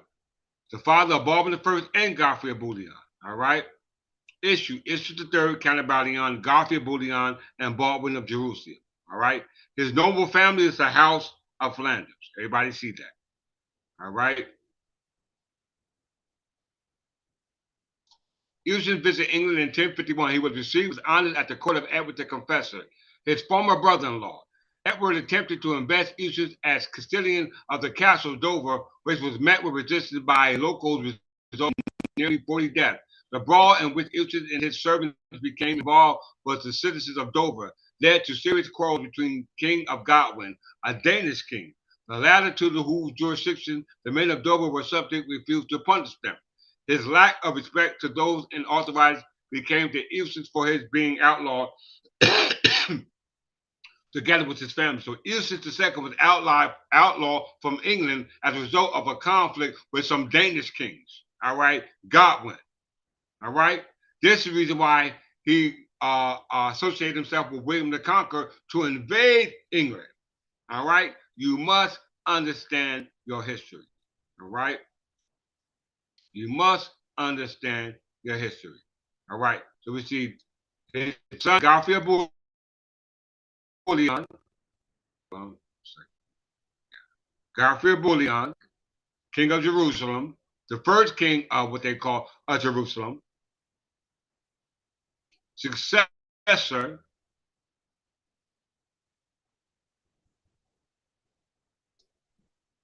was Henri I, Duke of Lower Lorraine.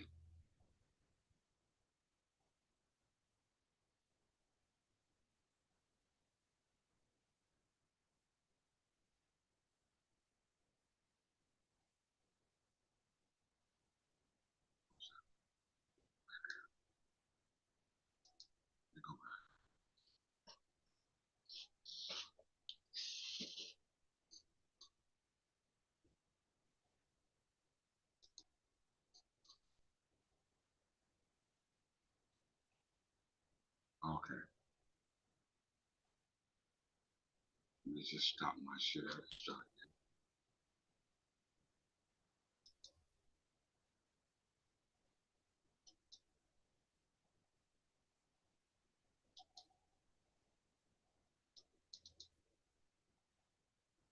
That got Godfrey of Bouillon.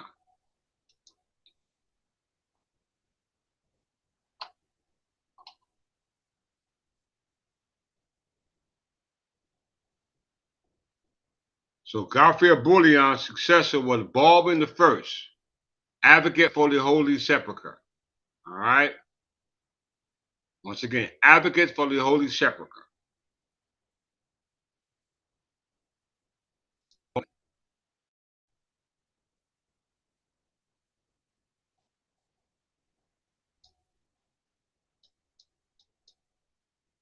King of Jerusalem. Follow the paper trail. As King of Jerusalem, successor of Godfrey of Bouillon, the son of Eustace II, who married Garter of England, who was the daughter of Ethelred Dunready, the son of our Jesus Christ. All right? And we know that Eustace II was expelled from England by Edward the Confessor. All right? By Edward the Confessor, who was after King Edward the Peaceful. All right? We know that Eustace II was married to King Edward the Peaceful's son, daughter, Garter of England. All right? So we see the King of Jerusalem, or the de facto Jerusalem, was Godfrey of Bouillon, whose successor was Baldwin I, whose successor is now who? Baldwin II. All right? Baldwin II.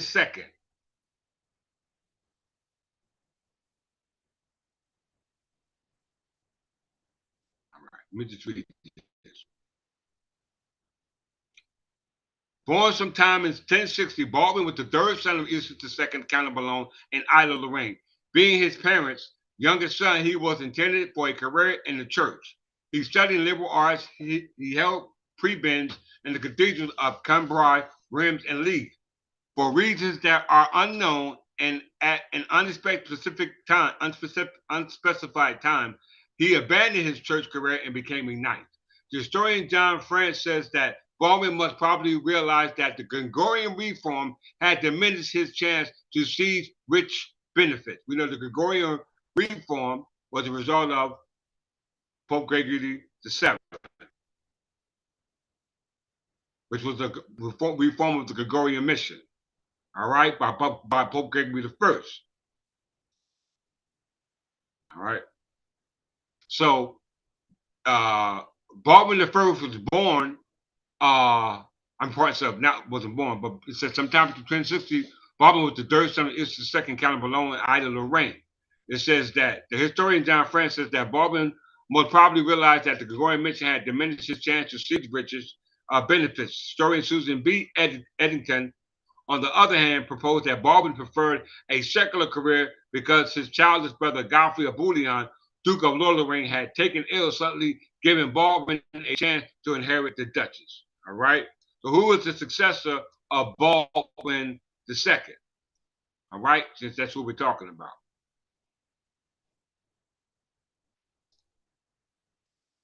Of the King of Jerusalem.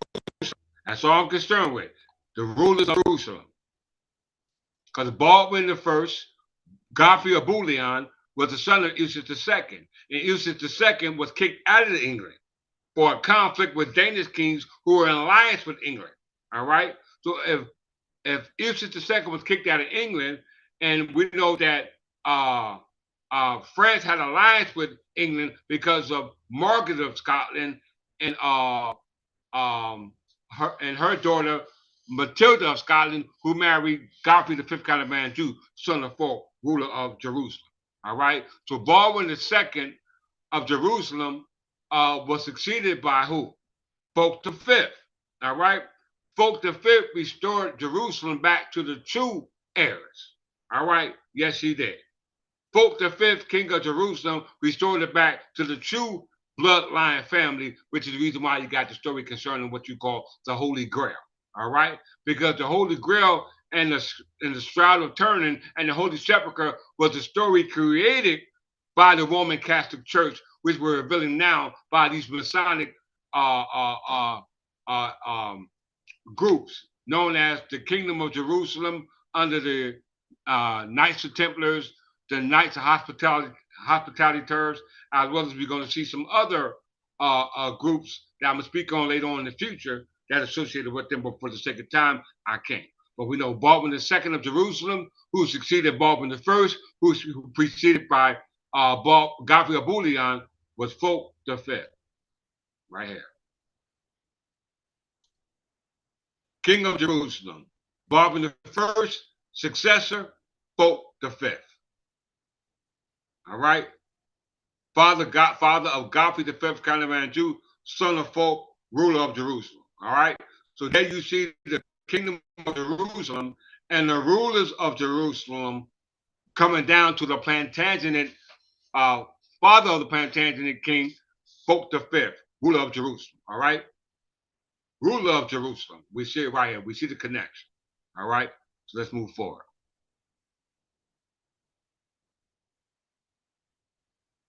Fulk V, remember that name. Father of Godfrey, the fifth Count of Anjou. All right? Let's stop this.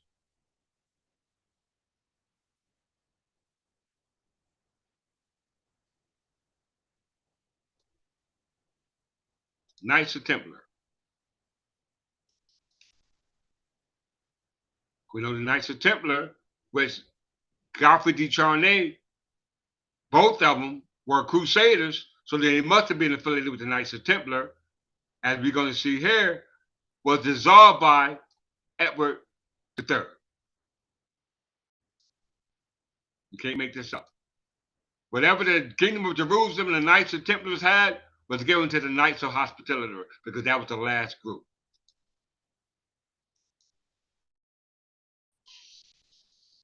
Let's go straight to the record.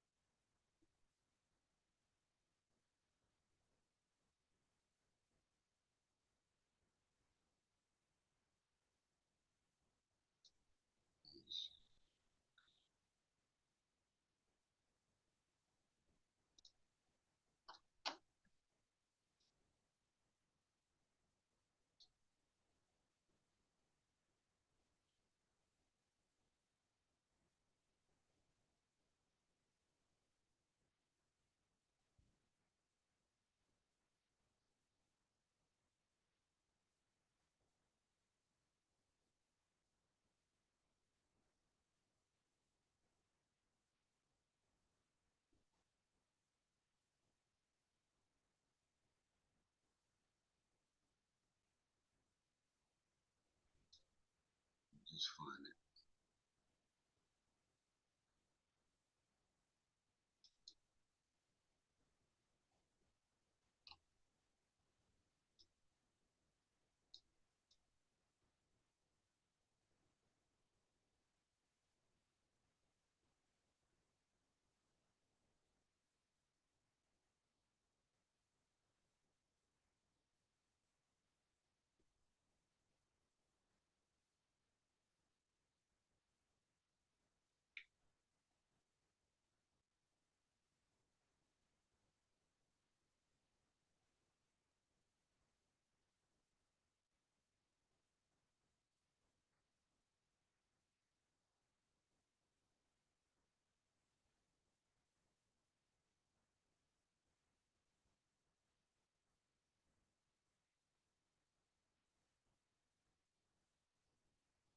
Give me 1 second, I'll find it.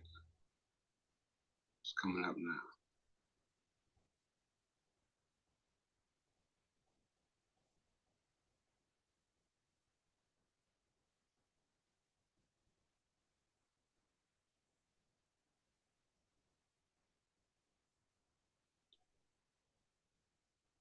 Here we go. Godfrey de Charney.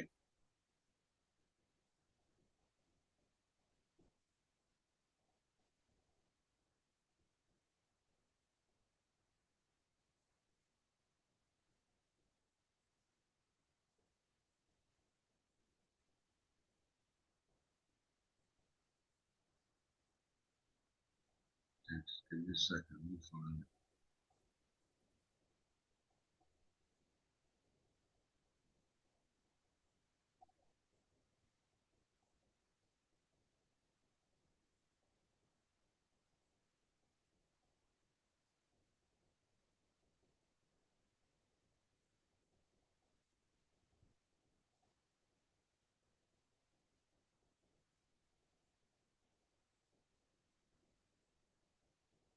I think I'm overlooking it.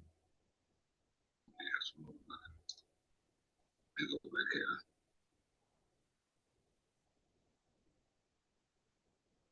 All right, let's go back here.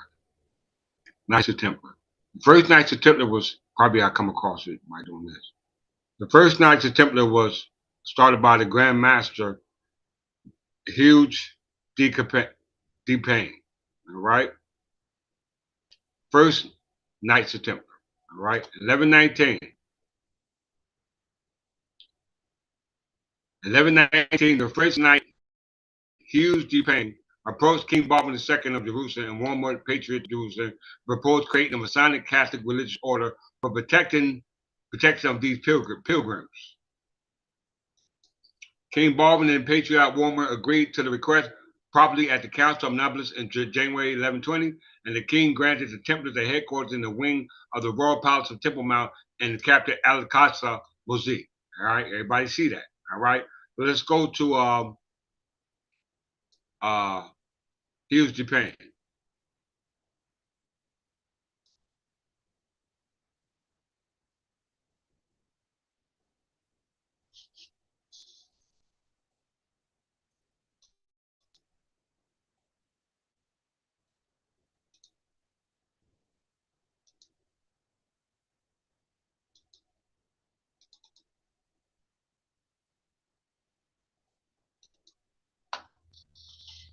Hughes de Pain. All right. Hughes de Pain. Hughes de Pain, or Pains, was the co-founder of the first Grand Master of the Knights of Templar and associated with the Bernard of Clairvaux. He created the Latin rule, the code of behavior for the order. Right? So he was the first Grand Master of the Knights of Templar. Okay? Everybody understand that. The first Grand Master of the Knights of Templar.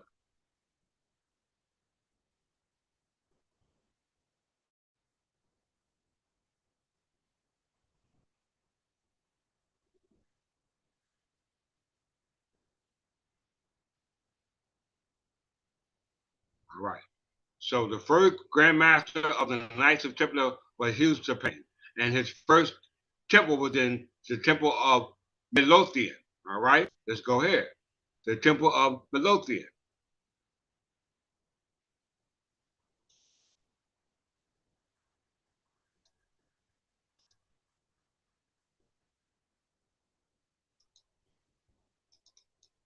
Because we know the Knights of Templars, which was successor was the Knights of Hospitalier, right? They all descended down from the Kingdom of Jerusalem, dealing with the what we call it the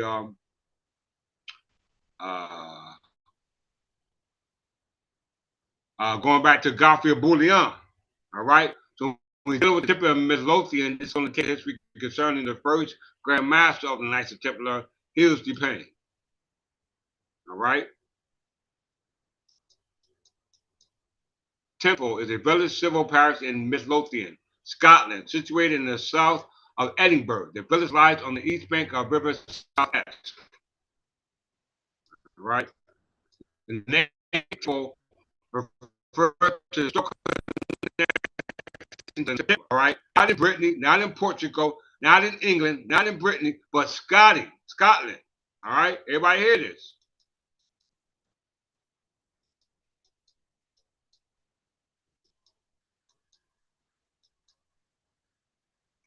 Knights of Templar. In 1128, Hughes de Pain, the first Grand Master, met with David I of Scotland and was granted the land of Ballantradoc. In 1128, the Council of Troyes formally recognized the order.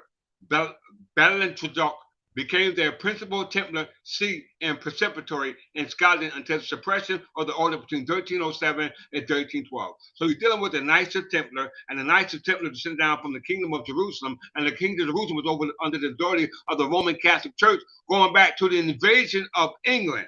All right, going back to the in the 6th century. All right, 597 by Augustine of Canterbury, under the authority of Pope Gregory I, through what we call the Gregorian mission. Hell with the Gregorian reform, we're going back to the Gregorian mission. All right, the Gregorian mission. You know what I'm saying? And we understand the Gregorian mission is when they invaded England. All right, we know the first setup was in Firth. All right, Firth of Forth, which we're talking about. So it says that as a temple being just the south of the Firth of Forth, all right, was an area of the country occupied by England at this time. So we were already there. So when you're dealing with the word Berber, the word Berber comes from London, and the word London comes from two territories, Firth or Berkshire. And we know Alfred the Great was associated with with Berkshire, and we know that Scotland was associated with Firth.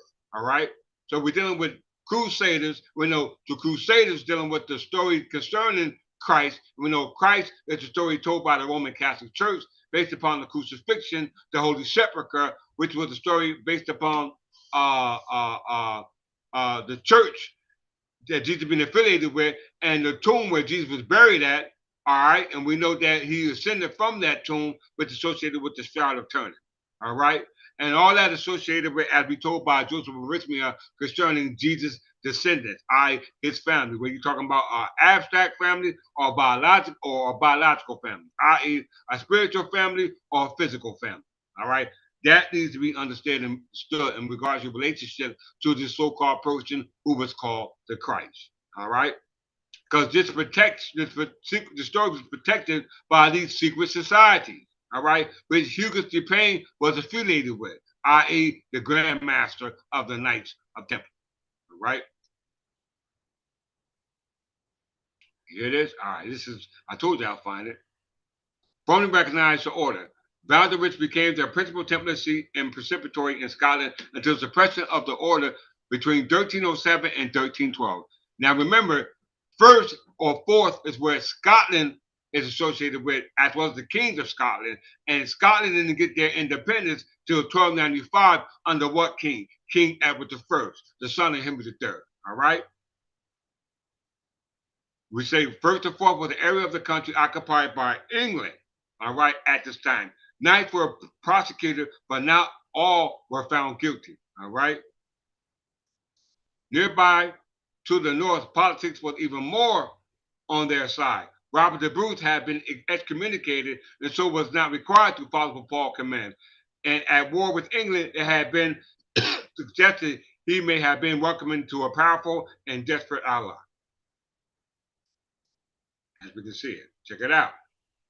Following 1312 and the papal bull edict entitled Ad Providum, King Edward II of England abolished the Templars in both England and Scotland. According to the edict, all Knights Templar property was to be seized and handed over to the control of the Knights of Hospitalier, who had a preceptory at Torfischen and West Lothian.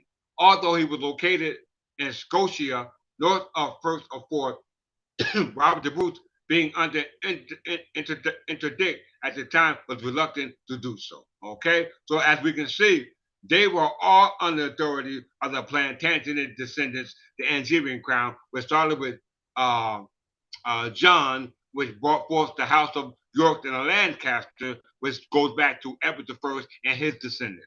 Okay, these are undiluted facts and that nobody can put together until now. Okay, until now.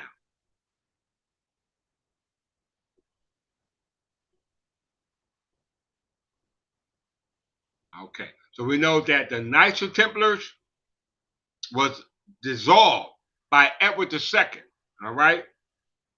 By Edward II, all right? Because we know that the Knights of Templars, who was the head was Hugues de Payne, who set up shop in Firth or Forth in Scotland, was dissolved by Edward II. We ain't even got to Edward III yet. All right. We know that the Knights of Templars are associated with the House of Blois, right? And we're going to show you the House of Blois as well as those Frankish kings that go back to Clovis I of, what was it, 813. All right.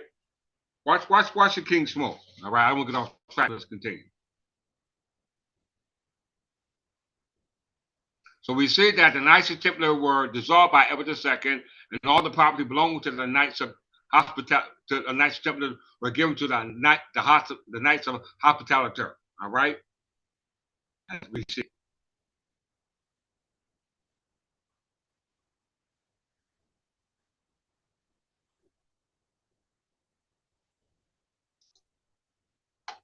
So let's go to the Church of Holy Sepulchre.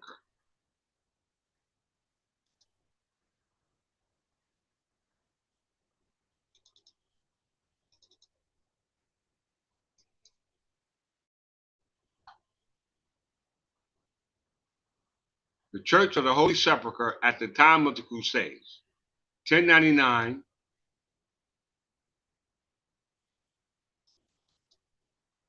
to 1244. That's where we're going to go to, but let's start from the beginning.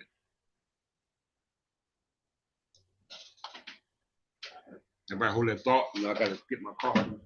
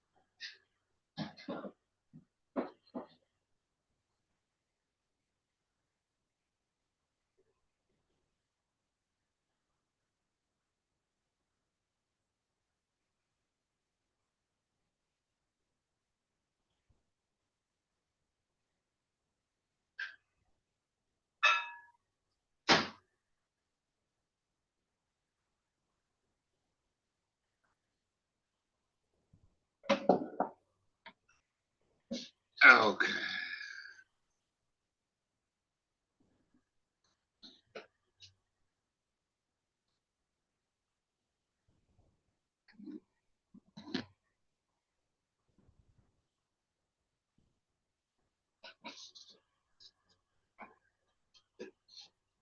I don't know what's wrong with my video as far as me being able to see myself, but I do that after.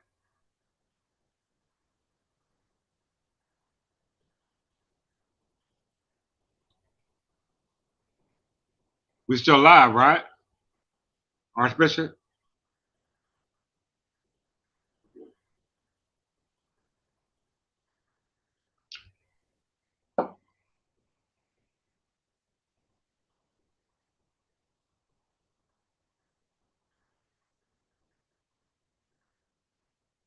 We still live?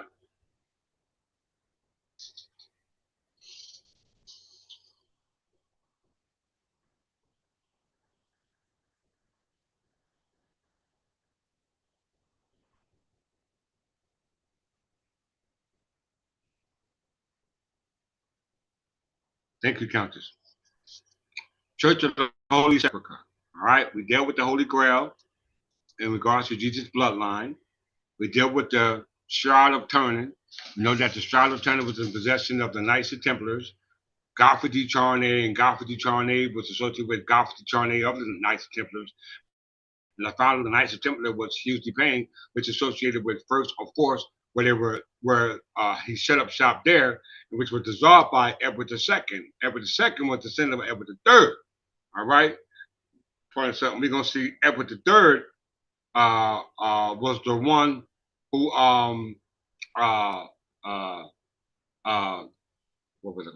Edward III. We're gonna see him reference later on to disqualify what the Roman Catholic Church is trying to present even further. Okay, so we see the Church of the Holy Sepulchre, also known as the Church of the Resurrection, is a 4th century church in the Christian quarter of the old city of Jerusalem. Okay. According to the tradition dating back to the 4th century, it contains both the site where Jesus was crucified at the Calvary of Golgotha and the location of Jesus' empty tomb where he was buried and resurrected. And that in synopsis, okay? So you're talking about the resurrection, all right? We're talking about the resurrection because the Shroud of Turin was a evidence of the resurrection of this person they call Christ, all right? We know the word shroud means to shred. When you shred something, you're ripping it up. You're hiding it. When you shroud something, it means to hide it. And a specific place because the shroud was in Turin. And that secret was kept by who? The secret society known as the Church of the Holy Sepulchre under the Godfrey of Bouillon. All right. And we know that that spread down to the Crusaders known as the Knights of Templars. We ended up with the Knights of Hospitalier. Okay, which is a false story, I might add. All right, contrast to the true story that your king is revealing to you today. So we see what the whole Church of the Holy Sepulchre is, the place where Jesus buried and resurrected.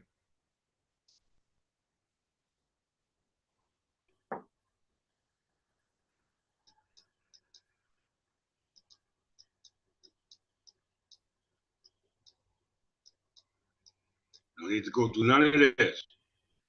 All right, we just know what it denotes to.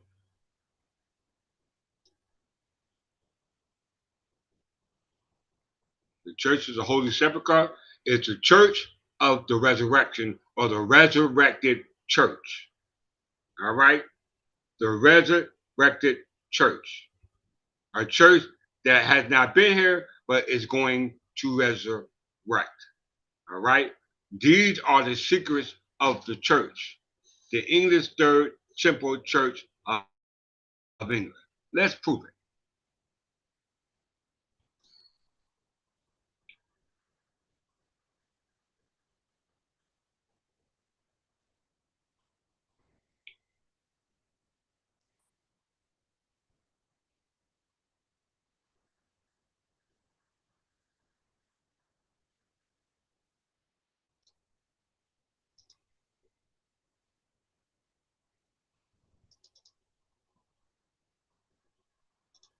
I'm glad ain't nobody showing in the scene because I'm acting off of the spirit of King Edward the Peaceful. All right. Now I'm not showing up in the seat. I don't know why that is, but hopefully the Archbishop can help me get that situation resolved once this class is over. But for the sake of time, the 6,000 year is the return of the or the founding of what they call the Masonic age, the Masonic age. The 6,000-year period, according to the classical Jewish sources of the Hebrew year, is the 6,000 year marks the latest time for the initiation of the Masonic age. The Talmud, the Midrash, the Zohar state that the date by which the Messiah will appear is 6,000 years from creation. When you say appear, means to resurrect. All right? To resurrect.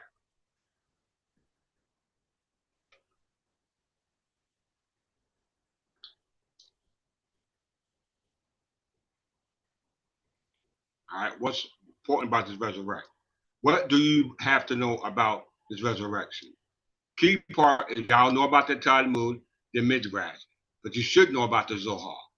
Very important that you do that.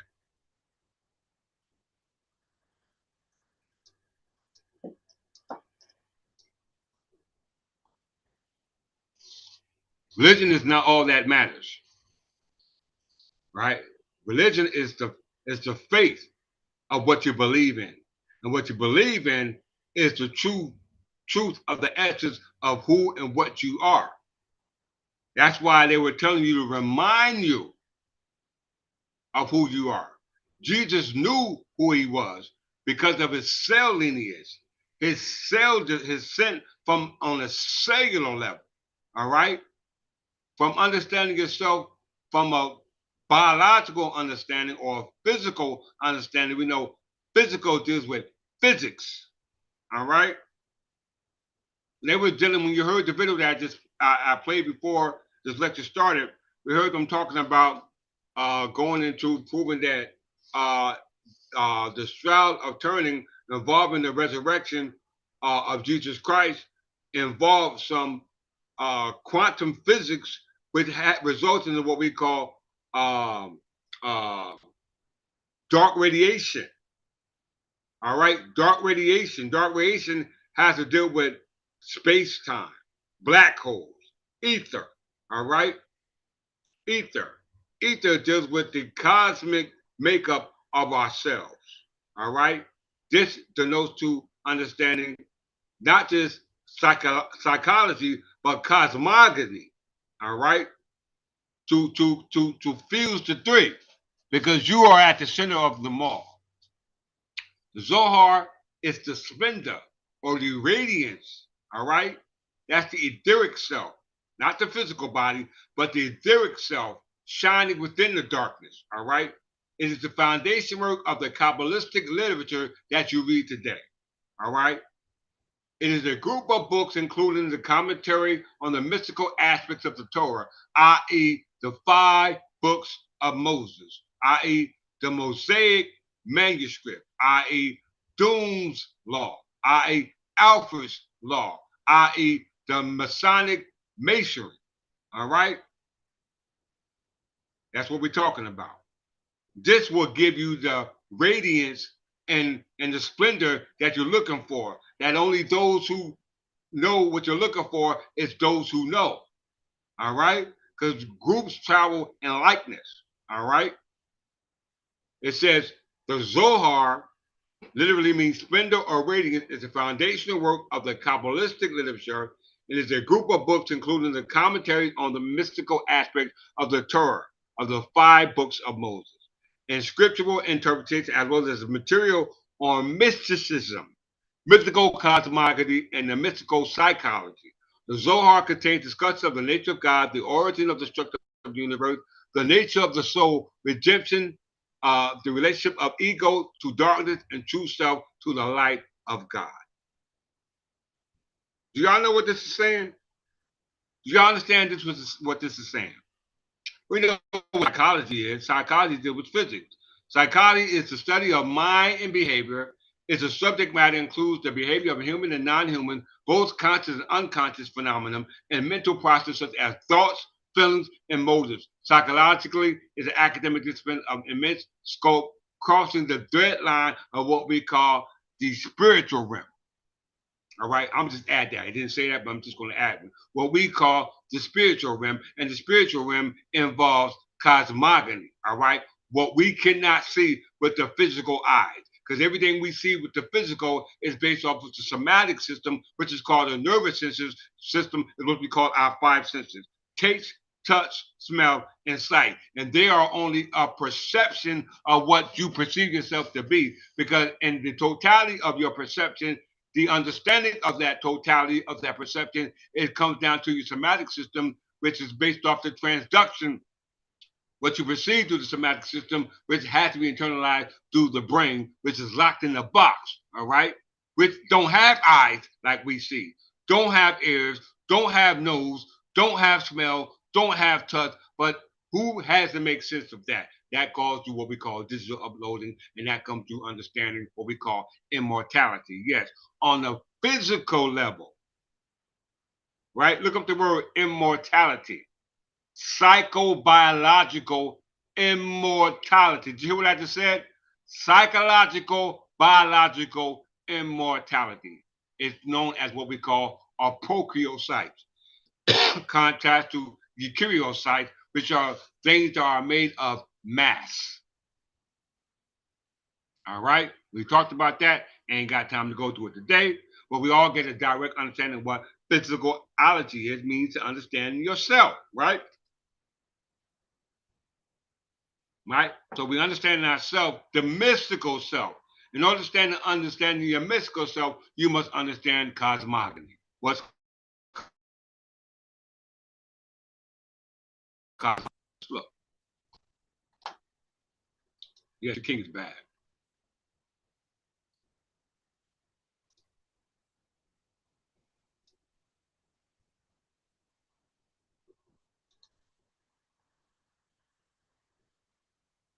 Yes, just a little out of mind.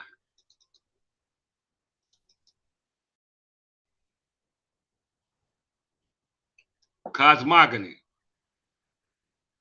I better listen to what I'm saying. Cosmogony. Now, they told you in the Bible to get a good understanding of the physicalology of cosmology. How the hell are you going to get a physicalology of cosmology? That means you must understand yourself. Before there was what we call matter, because you don't get matter until the creation of the physical. All right? God said he created you out of nothing. The nothing is that essence or the ether that was here prior to that matter, which you call physical, which is what we can see with the physical eyes. All right? And astronomy,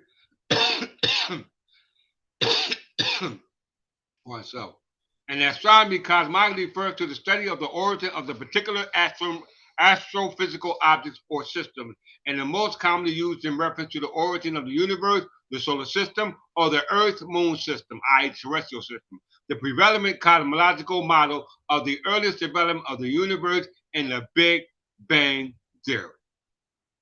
You hear that? The Big Bang Zero. This is called singularity. Singularity. All right, space-time. Let's look at it. Bang.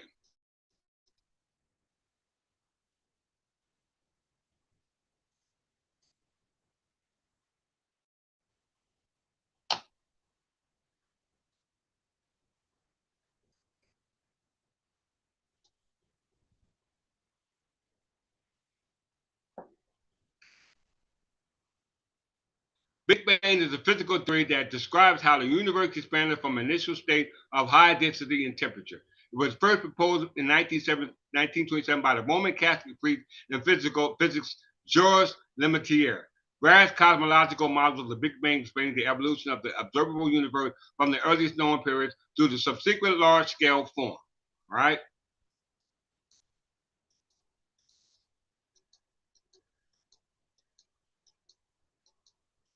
Singularity deals with mass. General theory of relativity deals with matter, mass. Special theory of relativity deals with antimatter. So when you're dealing with the Big Bang, you have to go into the history concerning space-time. And space-time deals with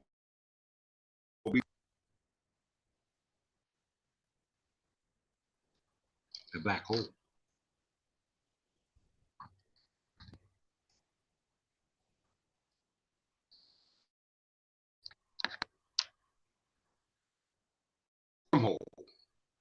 or vortex, or tunnel, or vacuum.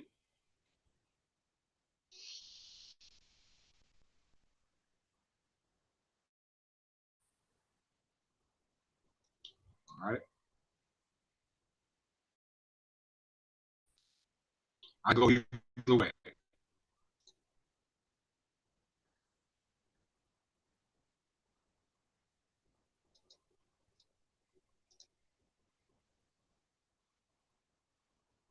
You're right. How many pastors know this information?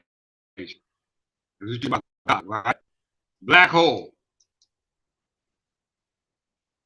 Black hole is the region of space-time where gravity is so strong, that nothing, including light or other electromagnetic waves, is capable of possessing enough energy to escape it. Did you hear me?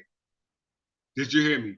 Einstein's theory of general relativity predicts that a sufficiently compact mass can deform space-time to form what they call a black hole. All right? A black hole. The boundaries of no escape is called the event horizon. A black hole has a great effect on the fate and circumstances of the object crossing it, but is not locally detectable features according to the general relativity. All right? You don't recognize what's going on, but it's going on. Why? Because you have to understand what they just said, space-time.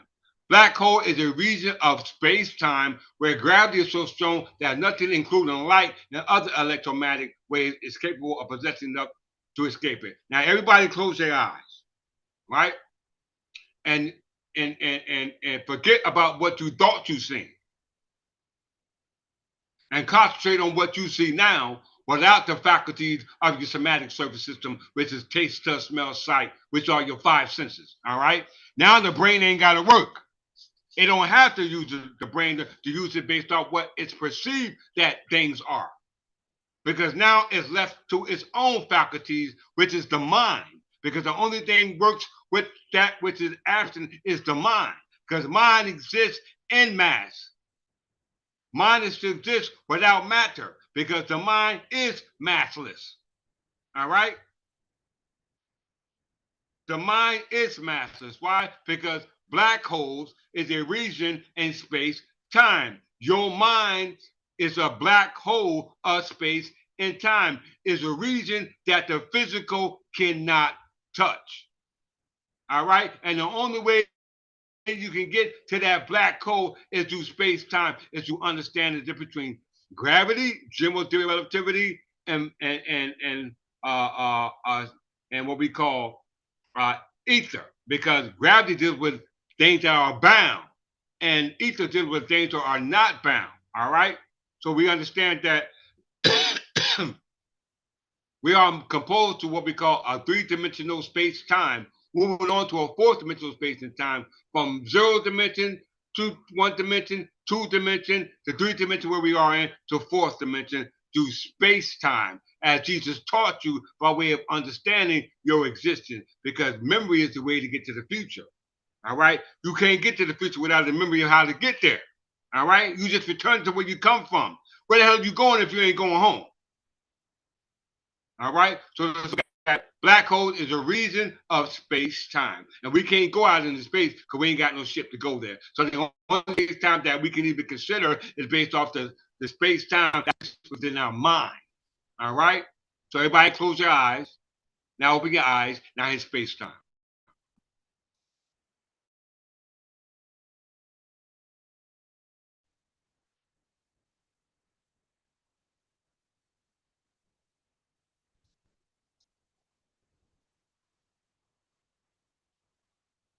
Space-time.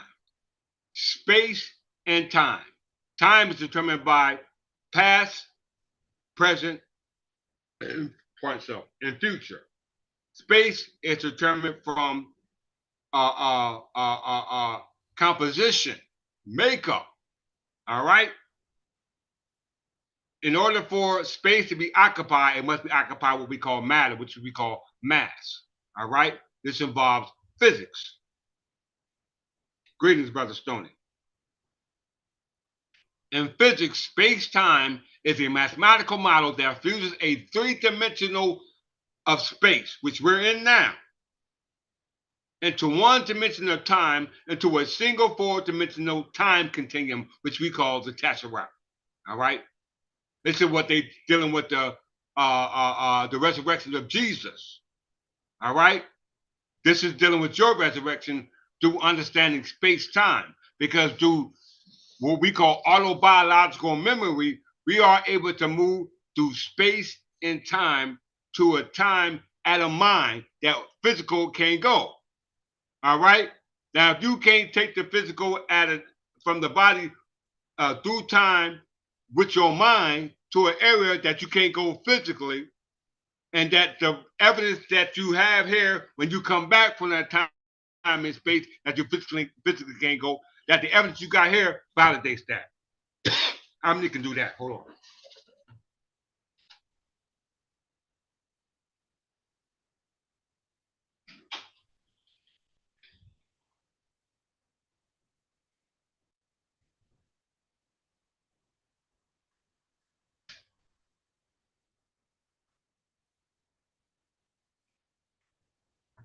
That you physically cannot go.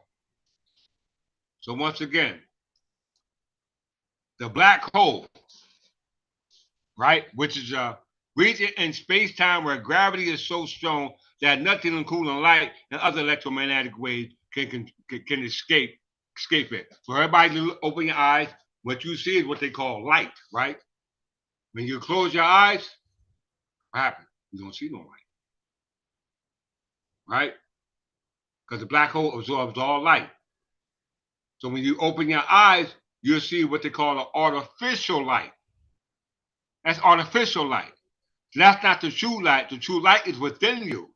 And the true light is the awareness of your perception as you exist here in this three-dimensional plane, moving to the fourth dimensional plane, moving to what we call time and space from the time continuum. Why? Because we know a black hole is a region of space and time where gravity, i.e., gravity is what holds you down. All right? Right? When you got a lot of things piled up on you, it's gravity keeps you bound. You know what I'm saying? When you hold on to a lot of things without concrete, you can't release it. Once you read a book, you throw it away. If you got a book you ain't went through and don't understand the book, you just throw it in the corner. You still got the book, but you don't understand the book. When you get the book and read it, you don't need it anymore, all right? Because it's here. It becomes a part of you. So as a part of our history, we must become that history now to unify with it. This is the reason why I talk about Frederick Douglass when he said that his paternity was Anglo-Saxon, because in this day and time, he at least understood mentally that his mind had to be on that same frequency as those who did not exist in the same time he's in now. Then, just like we are. We didn't exist on the same time as Frederick Douglass, but the frequency of his mental faculties was on the same frequency. That's the radio, telecommunications, all right? We communicating, all right, through space and time. Frederick Douglass ain't here no more, but through the time he existed in that space, that information that he had in that space has traveled through time, which is the present, all right? So the black hole is a region of space-time where gravity is so strong that nothing, including light and other electromagnetic waves, from radio waves to gamma rays, is capable of possessing enough energy to escape it. What is space-time? Before I move on.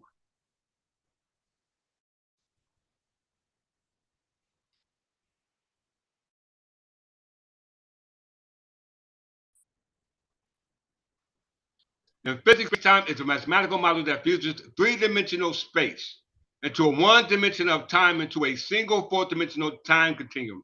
Space-time diagrams are useful of visualizing and understanding relativistic effects such as how different observers perceive where and when events occur. So based off your ability to be able to understand space-time and to perceive space-time, how you should review it will determine where, when the events that you're supposed to take place will occur. The reason why those events that you're supposed to occur have not occurred yet, because you haven't tracked it back to the original origin of where it came from. Because as I always say, he who writes your books does what? Set your timeline. And time never was when we were not. It's a life of time where man begin, the life of time where man will be no more. Okay? Three-dimensional time. I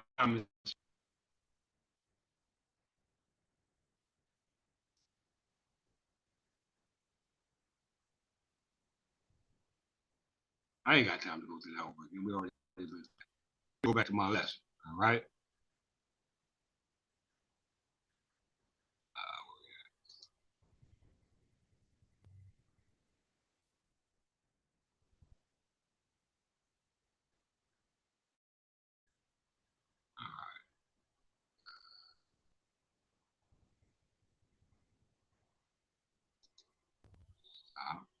Yeah.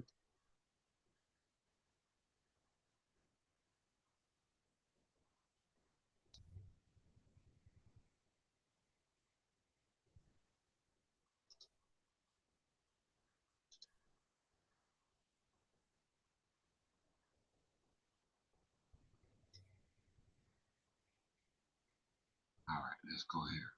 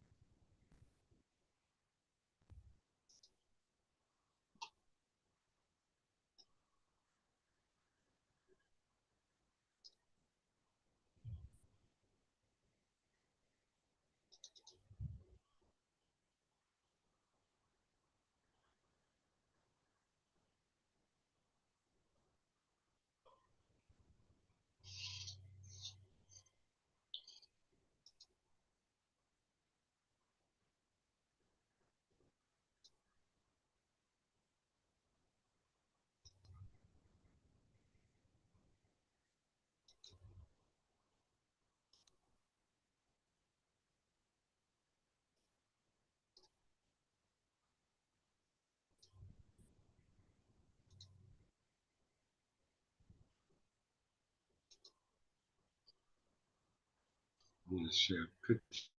Oh, no, it's going up. Oh, here we go.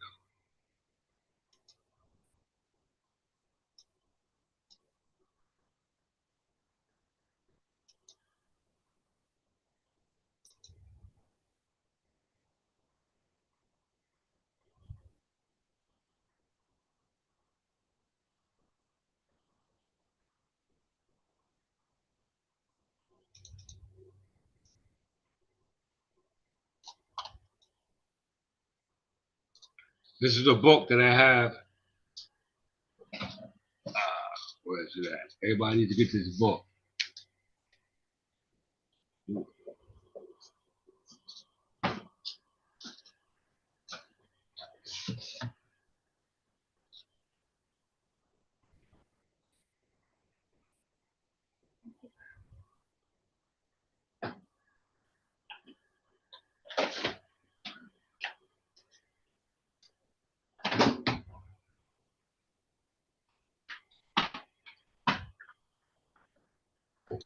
It's called a book by Julius Faith. It's called Glastonbury, the Templars, and the Sovereign Cloth, a new perspective of the Grail legends. All right. Let me show it to you first of all. Let me see if I can show it to you. Right here.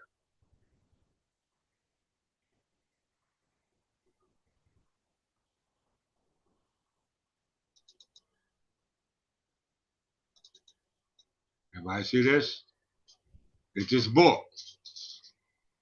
They go to Shroud of Turin, all right? Glastonbury Abbey, the All-Seeing Eye, the Glastonbury, the Templars, and the Sovereign Cloth, a new perspective on the Grail legends, all right? By Julius Faith. Greetings, Countess Jones. The arrival of Christianity in Southwest Britain. Christianity in the lands was not Roman but Celtic, and to the Celtic Christians, the Pope was but one bishop among many. Devout men and women carried the light of the faith to the wild tribes of the north and west, but they looked to Holy Ireland, not to Rome, for their inspiration. situated on the Lowes Island and opposite of the mainland in Hungerford, near Lewis and Cornwall, are two ancient chapels. The area was originally known by its Celtic name, Lamanna. Although the documented history of the chapels at Lamanna date back to 1144, archaeological and mythological evidence is suggestive of much earlier settlement. One that stretched back in time not only to early Christian settlers in Britain, but seemingly long before then. On arrival in Britain in AD 597, St. Augustine probably found a country that was largely pagan, but in the western confines of Britain, he found the first neophyte of Catholic law. Did you hear that, y'all? Did y'all hear that?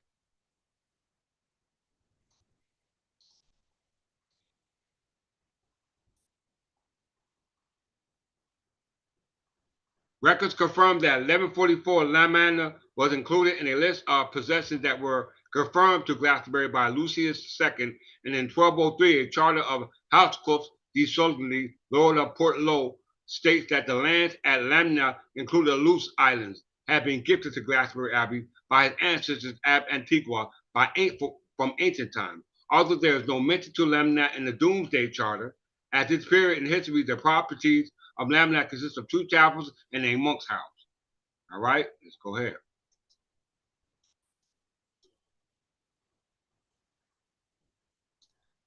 In possession of what today is called the Shroud of Turin, let me make sure that's the same page. This is page 38.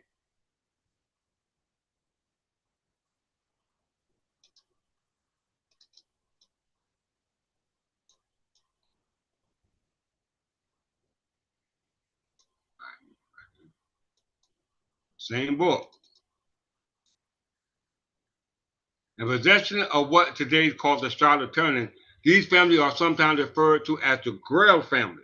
Did y'all hear that? Families who chosen task it was to be guardians of the Grail, whatever it may be. These included many of the aristocratic families in Europe, and the Blois family, through a series of intermarriage, was connected to these. As can be seen from a genealogy, see page 37. The Blois family became connected to successive alliances to the de Charney family, which included Godfrey de Charny, master of the Knights of Templar in Normandy, who was burnt in the stake after the order was suppressed in October 1307. We just talked about him, did we not, y'all? We just talked about Godfrey de Charny.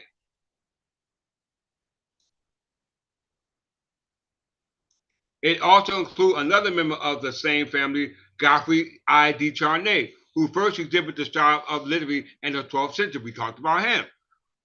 We know for certain that the cross of Godfrey displayed at Lirey was the same cross we now call the Shroud of Turin. Did you hear that, y'all? Did y'all hear that? The cross of Godfrey displayed at Lirey was the same cross we now call the Shroud of Turin. This shroud entered possession of the Duke of Savoy in 1453, with whom it remained under the death of King Umberto II in 1983, when it passed into the hands of the Catholic Church. Did y'all hear that? Well, it gets even better. Henri de Poitiers was educated at Cluny Abbey in Burgundy, which he was sent to train as a monk and church official. In this period in history, Cluny Abbey was a monastery to which many of younger sons of both royalty and leading members of the aristocracy were sent in the knowledge that these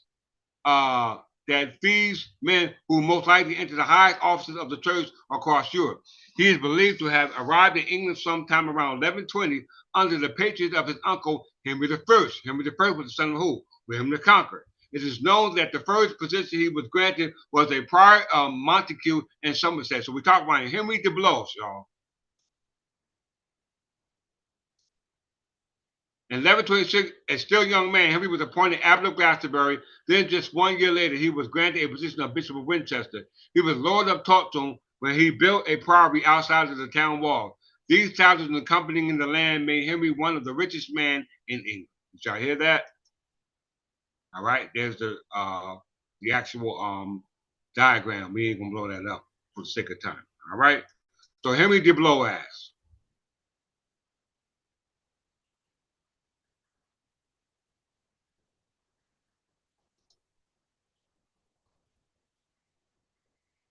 So we know Henri de Blois was associated with the Godfrey de Charny family, who were Knights Templars. All right? We just read that for ourselves.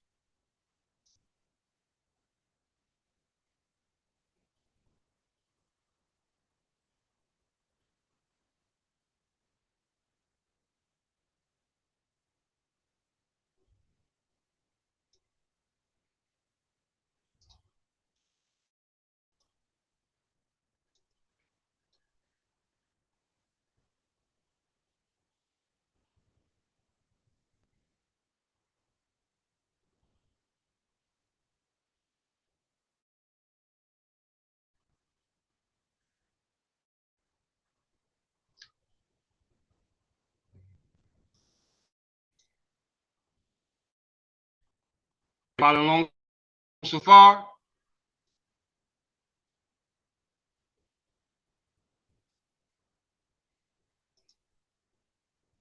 Here's my moderators.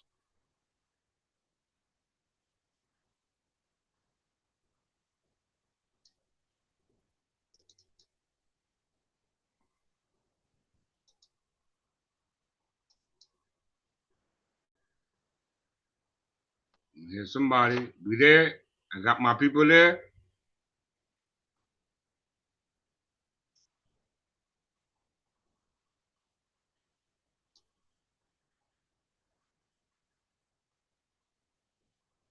Okay. Anybody confused on anything?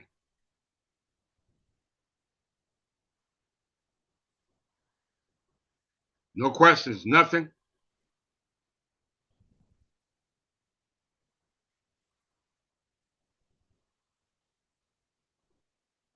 What's your question, Countess?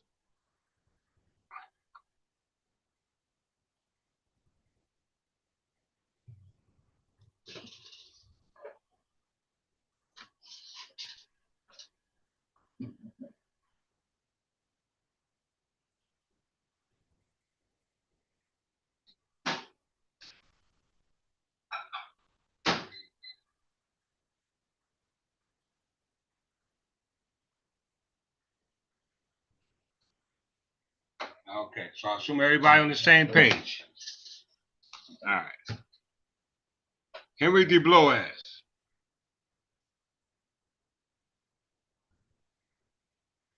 I'm a bad teacher there. If y'all follow me just fine. Henri de Blois, often known as Henry of Winchester, was the abbot of Glastonbury from 1126 and Bishop of Winchester from 1129 to his death. Right? He was the son of Stephen, Count of Blois, and Adela of Normandy, a younger brother of Stephen, King of England, and a grandchild of William the Conqueror. Henry was also the major patron of the arts, funding the Winchester Bible and the font in Winchester Cathedral. He founded the hospital of St. Cross and built much of Wolvesey Castle. All right? So we see Henri de Blois was the relative of William the Conqueror. All right? He was a grandchild of William the Conqueror, and William's son was Henry I. All right, and William and Henry I's son was William of Adeline, who died at the Anarchy. All right, the Anarchy was a result of him dying and not marrying Matilda of Anjou, the daughter of Fulk V.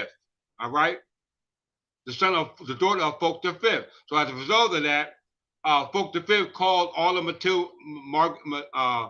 Margaret's, what's her name, Matilda of Anjou's dowry back until the marriage of Godfrey V, Count of Anjou, marriage to Empress Matilda, the daughter of Margaret of Scotland, or Margaret of Wessex, who was married to Malcolm III of Scotland. All right, so Malcolm III of Scotland's wife was Margaret of Scotland, or Margaret of Wessex, whose daughter was Empress Matilda, who married Fulk V's son, Godfrey V, Count of Anjou, where my family line or family name or family surname descended down from. So we see that Henri of Blois, who was associated with the Knights of Templars in regards to the allegiance that they had of the Roman Catholic Church and protecting the Shroud, the Shroud of Turin, which was actually called the Godfrey's clause. What was it called? What did they call it? Let me go back to it. What was that at?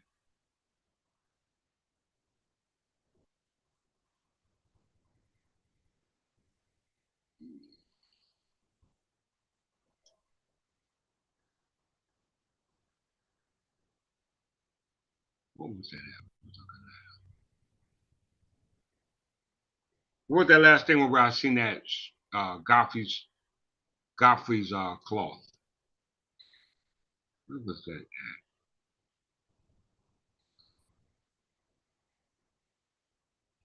I was just looking at that. Godfrey de Charny.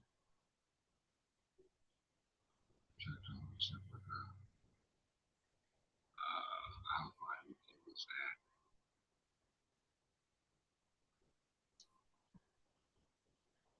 Where was that? Okay, I'm not going to remember. Okay, see Henry de Blois off the, oh yeah, I know what that was. It was in the image that I showed you. All right, the image that I showed you. It says here, Henry de Blois was the son of John, Count of Blois, and Adela of Normandy. Okay, so Henry de Blois was the grandchild of William the Conqueror and the son of Stephen of Count of Blois and Adela of Normandy. So who were these people?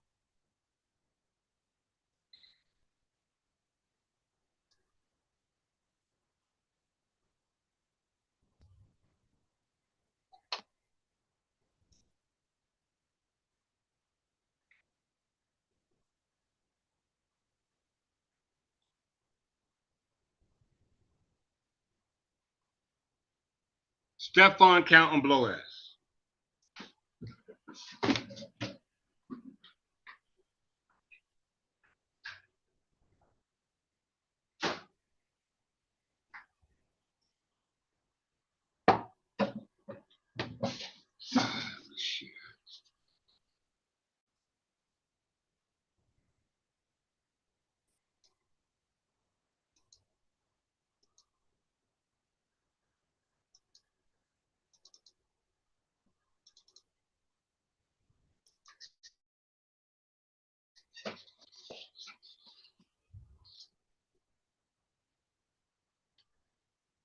Stephen, Count of Blois.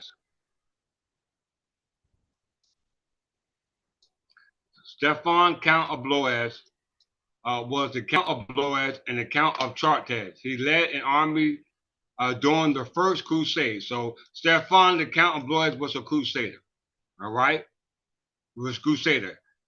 Was at the surrender of the city of Nicaea and directed the siege of Antioch. Returning home without fulfilling his crusader vow, Stephen joined the crusade of 1101, making his way to Jerusalem. He fought in the second battle of Ramia, where he was captured and later executed. So we see that Count Blois was the father of Henry de Blois, right? Once again, Stephen de Blois, Stephen Count Blois was the father of Henry de Blois.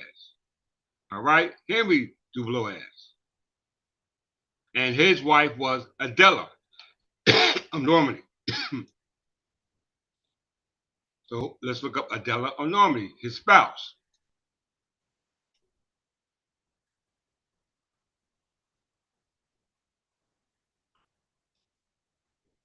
Adela of Normandy, of Blois, or of England, also known as Saint Adela in Roman Catholicism. I pronounced that wrong. Catholicism was the daughter of William the Conqueror and Matilda of Flanders. All right. So we see that Stephen Count of Blois, the father of Henry de Blois, wife was Adela of Normandy, the daughter of William the Conqueror, the father of Henry I, the father of William Allen, who died in the anarchy. All right. How could I know this? How can I know this? Adela of Normandy, the wife of Stephen Count of Blois, the father of Henry de Blois, who related to the Knights of Templars, going back to Godfrey de Charney, in regards to what they call the Shroud of Turin, which is actually the Shroud of Godfrey, the cloth of Godfrey. Okay, these are straight facts, undiluted. All right, let's go see who else.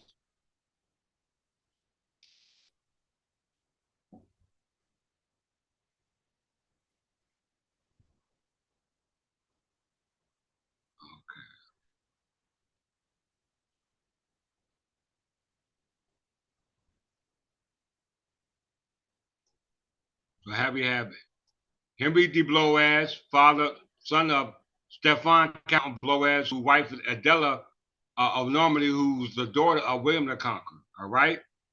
So we see all these people are related to Frankish kings. Why is this important? Why is this important, King Clifford Jefferson, descendant of Godfrey the Fifth Count of Anjou? Let's show why it's important. All right. We know that the first Jerusalem of King of Jerusalem was Godfrey the Fifth Count of Anjou, son of Fulk, ruler of Jerusalem. So Godfrey of Bouillon, the first king of Jerusalem. All right. We know that his successor was Baldwin I, his successor was Baldwin II, and his successor was Fulk V, right? Whose son was Godfrey the Fifth Count of Anjou, who married, who ruled the counts of Anjou. All right, they ruled the counts of Anjou, who were the dukes of Aquitaine. You hear me? They were the dukes of Aquitaine. Why is this important? Let's see.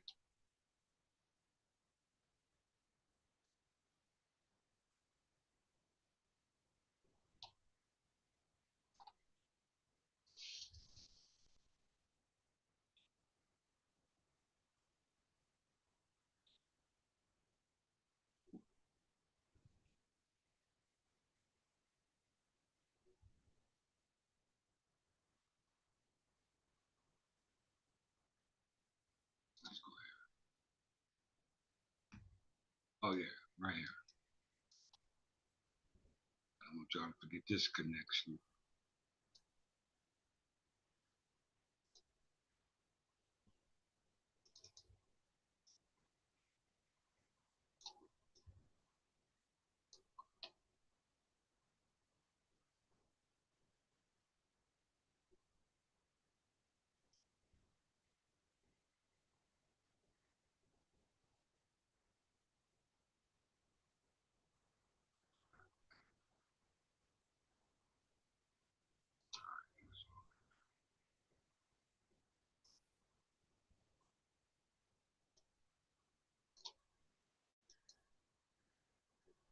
Go back to this reference. Share it.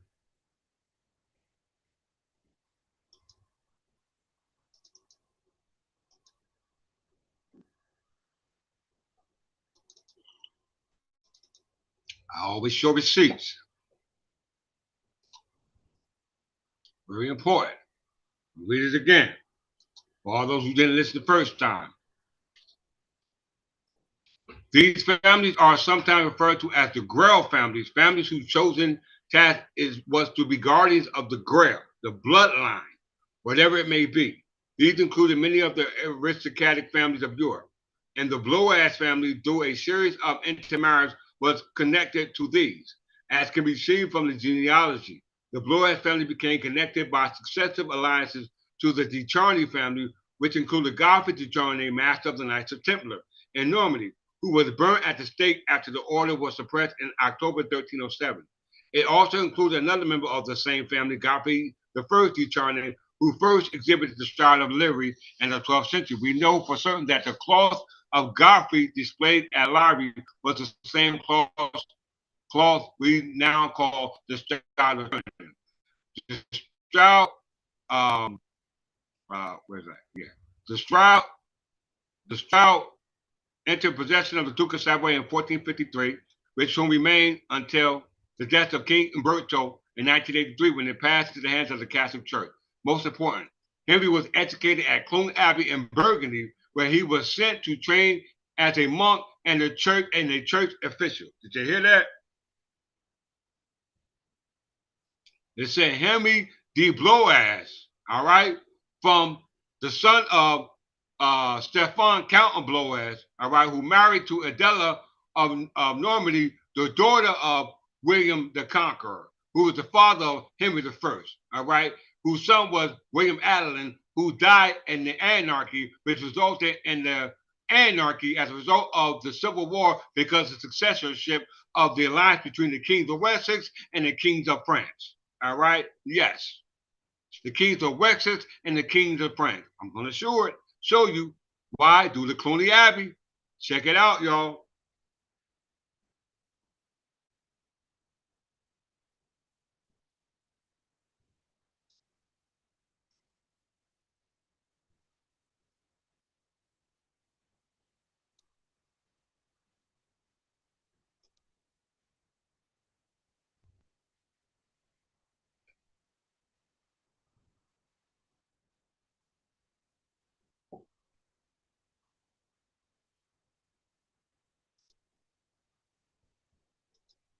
can't get my coffee like I want to. I better hurry up. My wife be home in a minute. So I gotta hurry this up. Clone Abbey. Yeah, pull that up.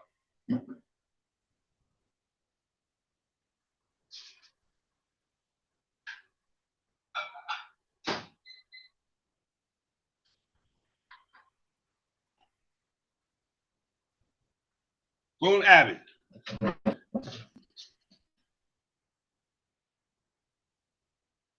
Clone Abbey is a former Benedictine monastery in Cluny-Saint-Éloel, France. It was dedicated to Saint Peter. All right. Cluny was founded by Duke William of Aquitaine.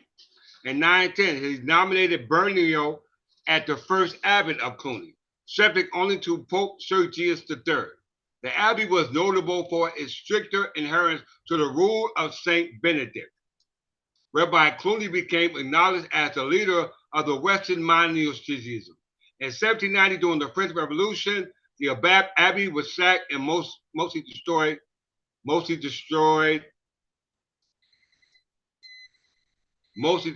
with only a small part surviving. History.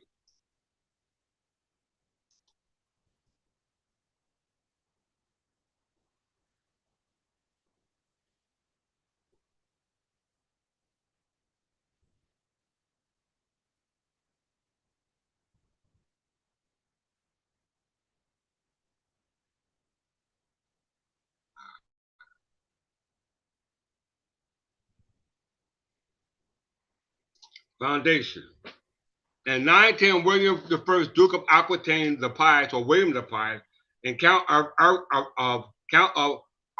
Auvergne founded the Benedictine Abbey of Cluny on a modest scale as a mother house of the congregation of Cluny. You hear that? The deed of the gift included vineyards, fields, meadows, woods, waters, mills, servants, and lands both cultivated and uncultivated. Hospitality was to be given to the poor, strangers, and pilgrims. It was stipulated in the monastery would be free from local authorities, lay or ecclesiastic, and subject only to the Pope, with the proviso that even he could not seize the property, divide or give it to someone else, or appoint an abbot without the consent of the monks.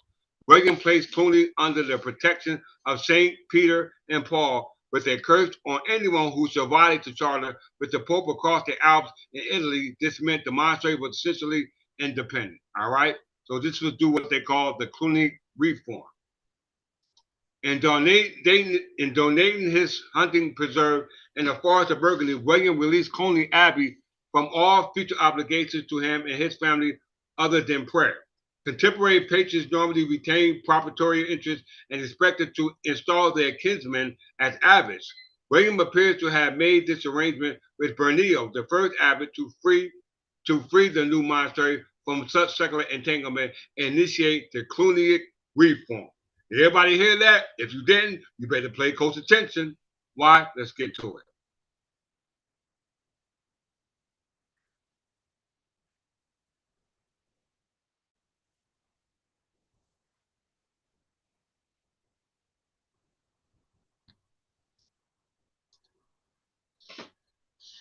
Cluniac reform.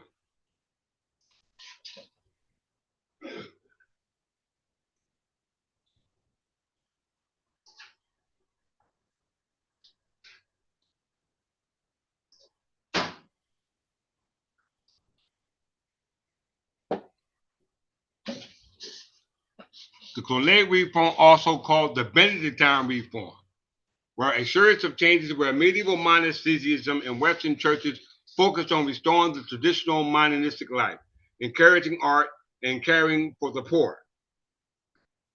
The movement began with the Benedictine order at Cluny Abbey, founded in 910 by William I, Duke of Aquitaine, in 875 and 918. The reforms were largely carried out by Saint Odo of 878 and 942. King Edgar the Peak was born in 943, all right? Descendant of Ashton and King Alfred the Great, which was resulted in the English Benedictine reform. And what does it say here? The reforms were largely carried out by Saint Odo and spread throughout France, which concludes Burgundy, Provence, Argonnais, and Poitiers, and into England. The English military reform and through much of Italy, northern Portugal, and Spain. I repeat again. The colonial reform also included the Byzantine reform, where a series of changes within the medieval monasticism and Western Church focused on restoring the traditional monastic life, encouraging art, and caring for the poor. The movement began the Byzantine order at the Cluny Abbey, founded in 910 by William I, Duke of Aquitaine. The reforms were largely carried out by Saint Odo of 878 to 942 and spread through France, such as Burgundy, Provence, Argonnais, and Poitiers, into England, the English military reform, and through much of Italy, northern Portugal, and Spain. So what's the English military reform for all those who don't know?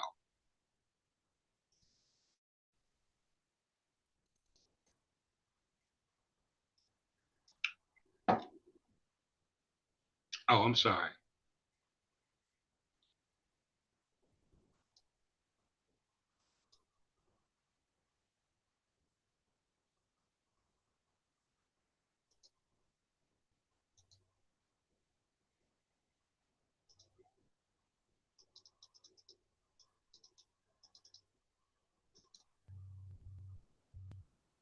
Is the screen switch now, counters?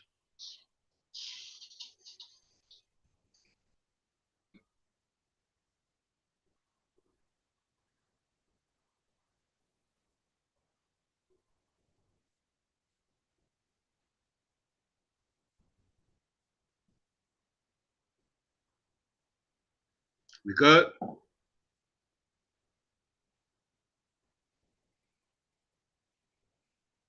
right.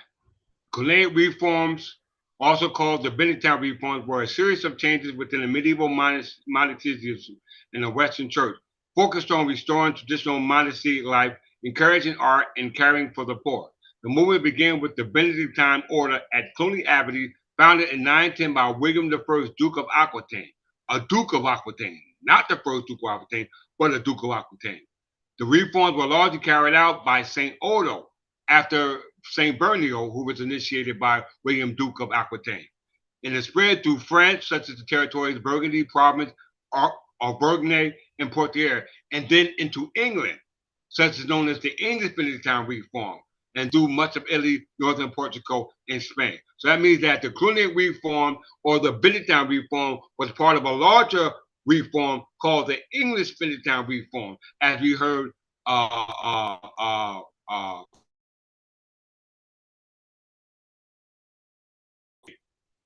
right? So the English reform, in closing,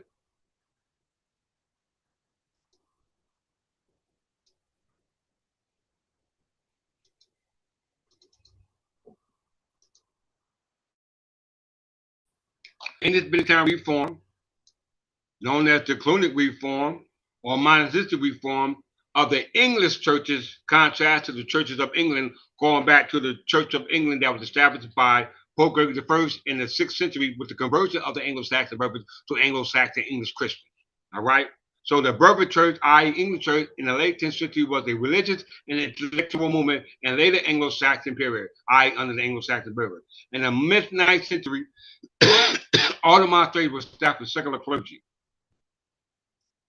who were the celibate secular clergy who were often married.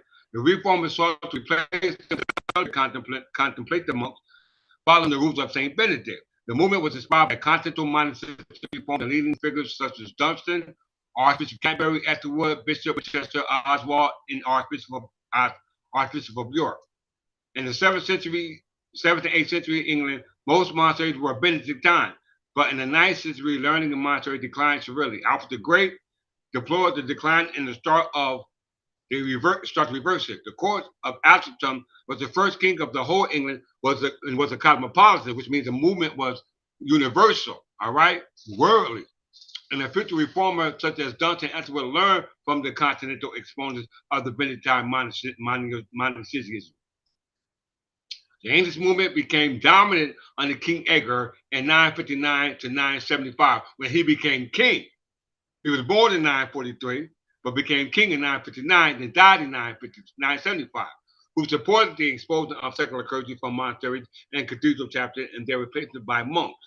The reformer had close relations with the crown, furthering their interest in depending on the support. The movement was confined to southern England and Midlands, as the crown was not strong enough in northern England to confiscate property from local elites there to establish a Byzantine foundation. The movement declined after the death of its leading exponents at the end of the 10th century. So in closing, we know that the Cluny Abbey, which was based upon the English Byzantine reform, was headed by William I of Duke of Aquitaine, and then he initiated Bernio, who initiated Odo of Cluny of the Cluny Abbey.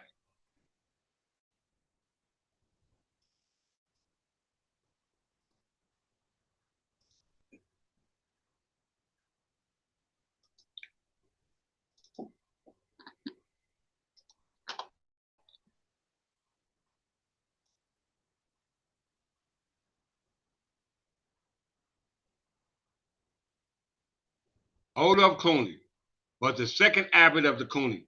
He enacted the various Cluniac reform of France and Italy. He is venerated as a saint by the Catholic and Eastern Orthodox Church. His feast is held on 18th of November. There is only one contemporary biography of him in the Vita Adonis, written by John Salernio. Odo was born about 875, the son of Abel, feudal lord of the Dios near Le Mans, and his wife Agrinberga. According to the Vita, later written by Odo's disciple John, the couple had long been childless, and on Christmas Eve, Abel prayed to Our Lady to obtain for him a gift of a son. When the child was born, his grateful father entrusted the boy to the Church of St. Martin's in Tours. Both of his parents later joined monasteries. His brother Bernard also became a monk. While yet a child, Odo was sent first to the court of Fulk the Good, Count of Anjou. Later, he became the page of the court of William the Pious, i.e., William of what we call William the Pious is William of Aquitaine. Sure, yeah. See that?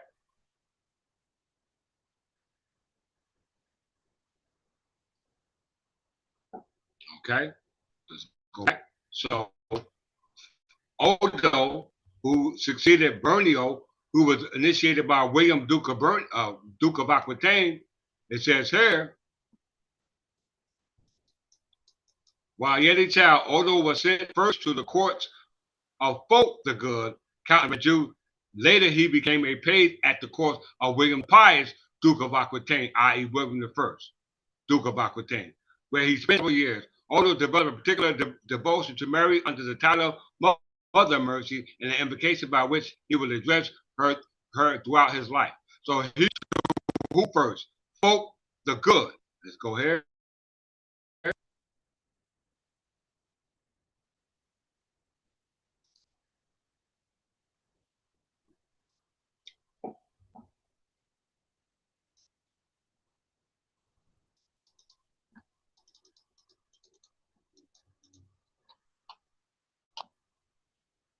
Fulk II, or Count of Anjou.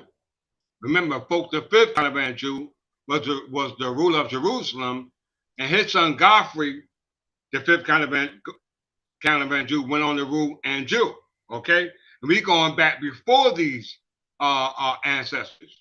Fulk II, born 905, was the son of Fulk the Red and his wife Rosilia de Loche, daughter of Warnius Segnur de Velitrius. He succeeded his father in 942 as the second Count of Anjou and remained in power until 960. The Angevin Fulk II had become particularly adept at established marital lines that furthered their goals. His father, Fulk the Red, had arranged his marriage to Gerberga, daughter of Godfrey of Nevers and Alba. Among other things, these alliances enabled Fulk to open doors toward Aquitaine for his daughter Adela Blanche to marry the future king of France. Alba was likely the daughter of William I, Duke of Aquitaine. Daughters of royal blood, and for his son Guy to become Bishop of Pew. So we see that Fulk II, who Odo of Cluny went to study under, father was Fulk II, and he was the Angevin. And the Angevin is not the Angevin Empire established by the Plantagenet descended. The empire descended from the Angevin, and which is this. Closure.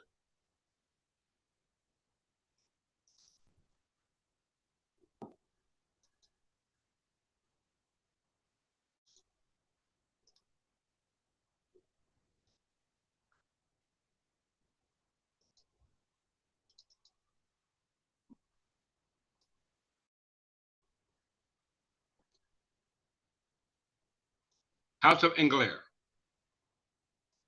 The House of Ingler are known as the Inglerians, where lineage of misnomerous Frankish nobility is the first dynasty of Anjou, where they established the autonomy of power of the county of Anjou between 930 and 1060.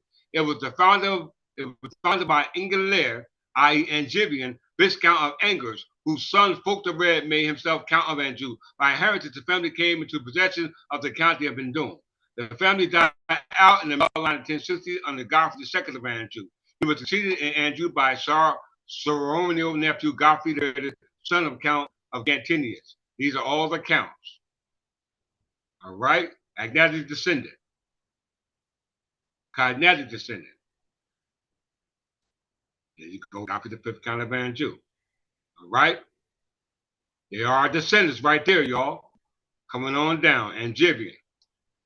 So the Angevin king, all right? The Angevin were descendants of the Inglers, but the Angevin Empire was established after Godfrey the fifth Count of Anjou established the Plantagenet crown from his son Henri II, known as Henry Kirkman. Right? Angevin kings, in closing.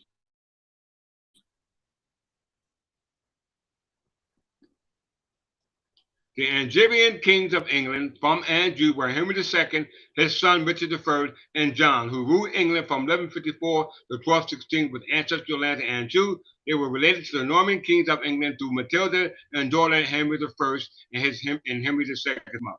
You hear that? They were also related to the early Anglo-Saxon kings in England, Matilda's great-great-grandmother, as they were the unready. You hear that? Their descendants, the male line of Plantagenets, continued to rule England until 1485. Some historians make no distinction between Angevin and the Plantagenets. Other names, John, son of Henry III, the first Plantagenet king. All right?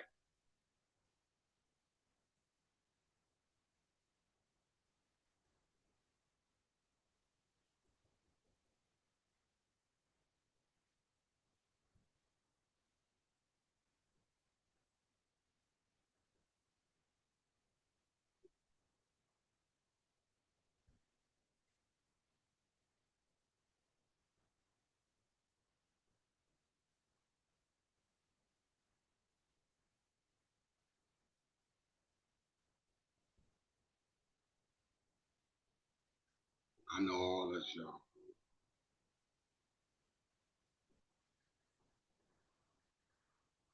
right, let's go through that. So in closing, AD.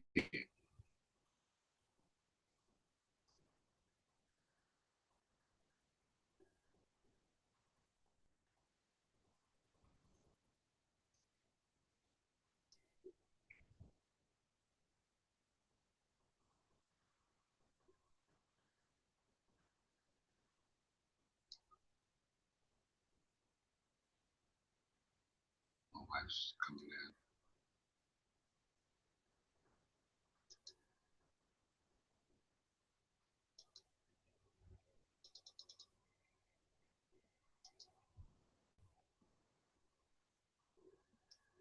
So in closing, everyone,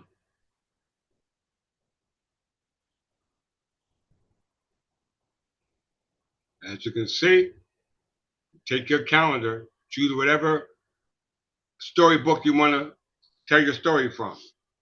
You got yours and we got ours. So in the Gregorian storybook, for their existence, goes back to the Gregorian mission. All right? Our storybook starts in 950. All right?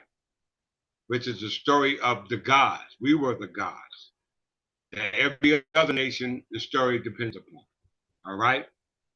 but we were not spooks. We worship ourselves. All right? You don't see an English speaking our year, do you? You don't see it. No English speaking our year. Hebrew calendar, God just creating the world. But 950, we already here. All right? So in closing, let's get a list of the Frankish kings.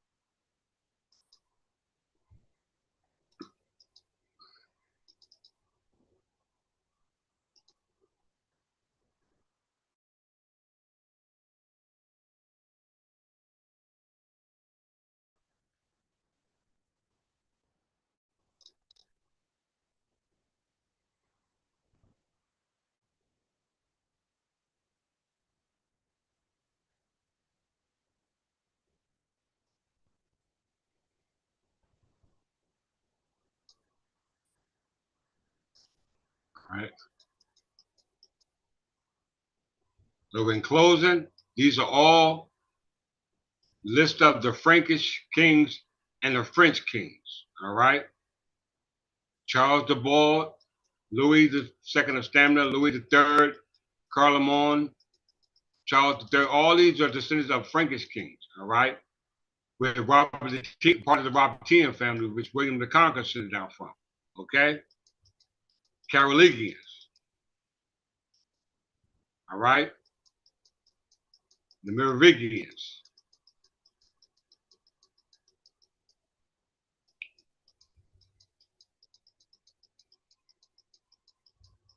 Capitan. They were at war with us. All right? These are Frankish kings, not English French kings. All right? We were at war with people who were trying to exist off our history. So we have to separate the wheat from the chaff. All right? And that's what I'm doing here today. So we want to give honor to the truth as well as the falsehood, because without the truth and the falsehood, the story could not be fulfilled, or what we call the prophecy could not be fulfilled. All right? So we're going to close out, unshare my screen.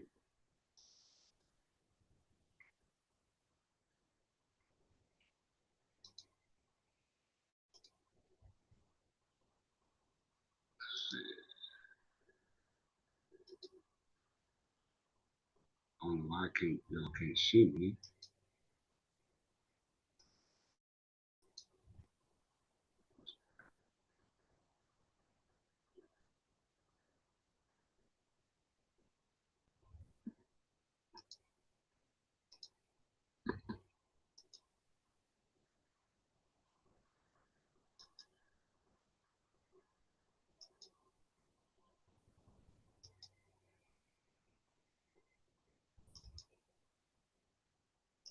One second, y'all.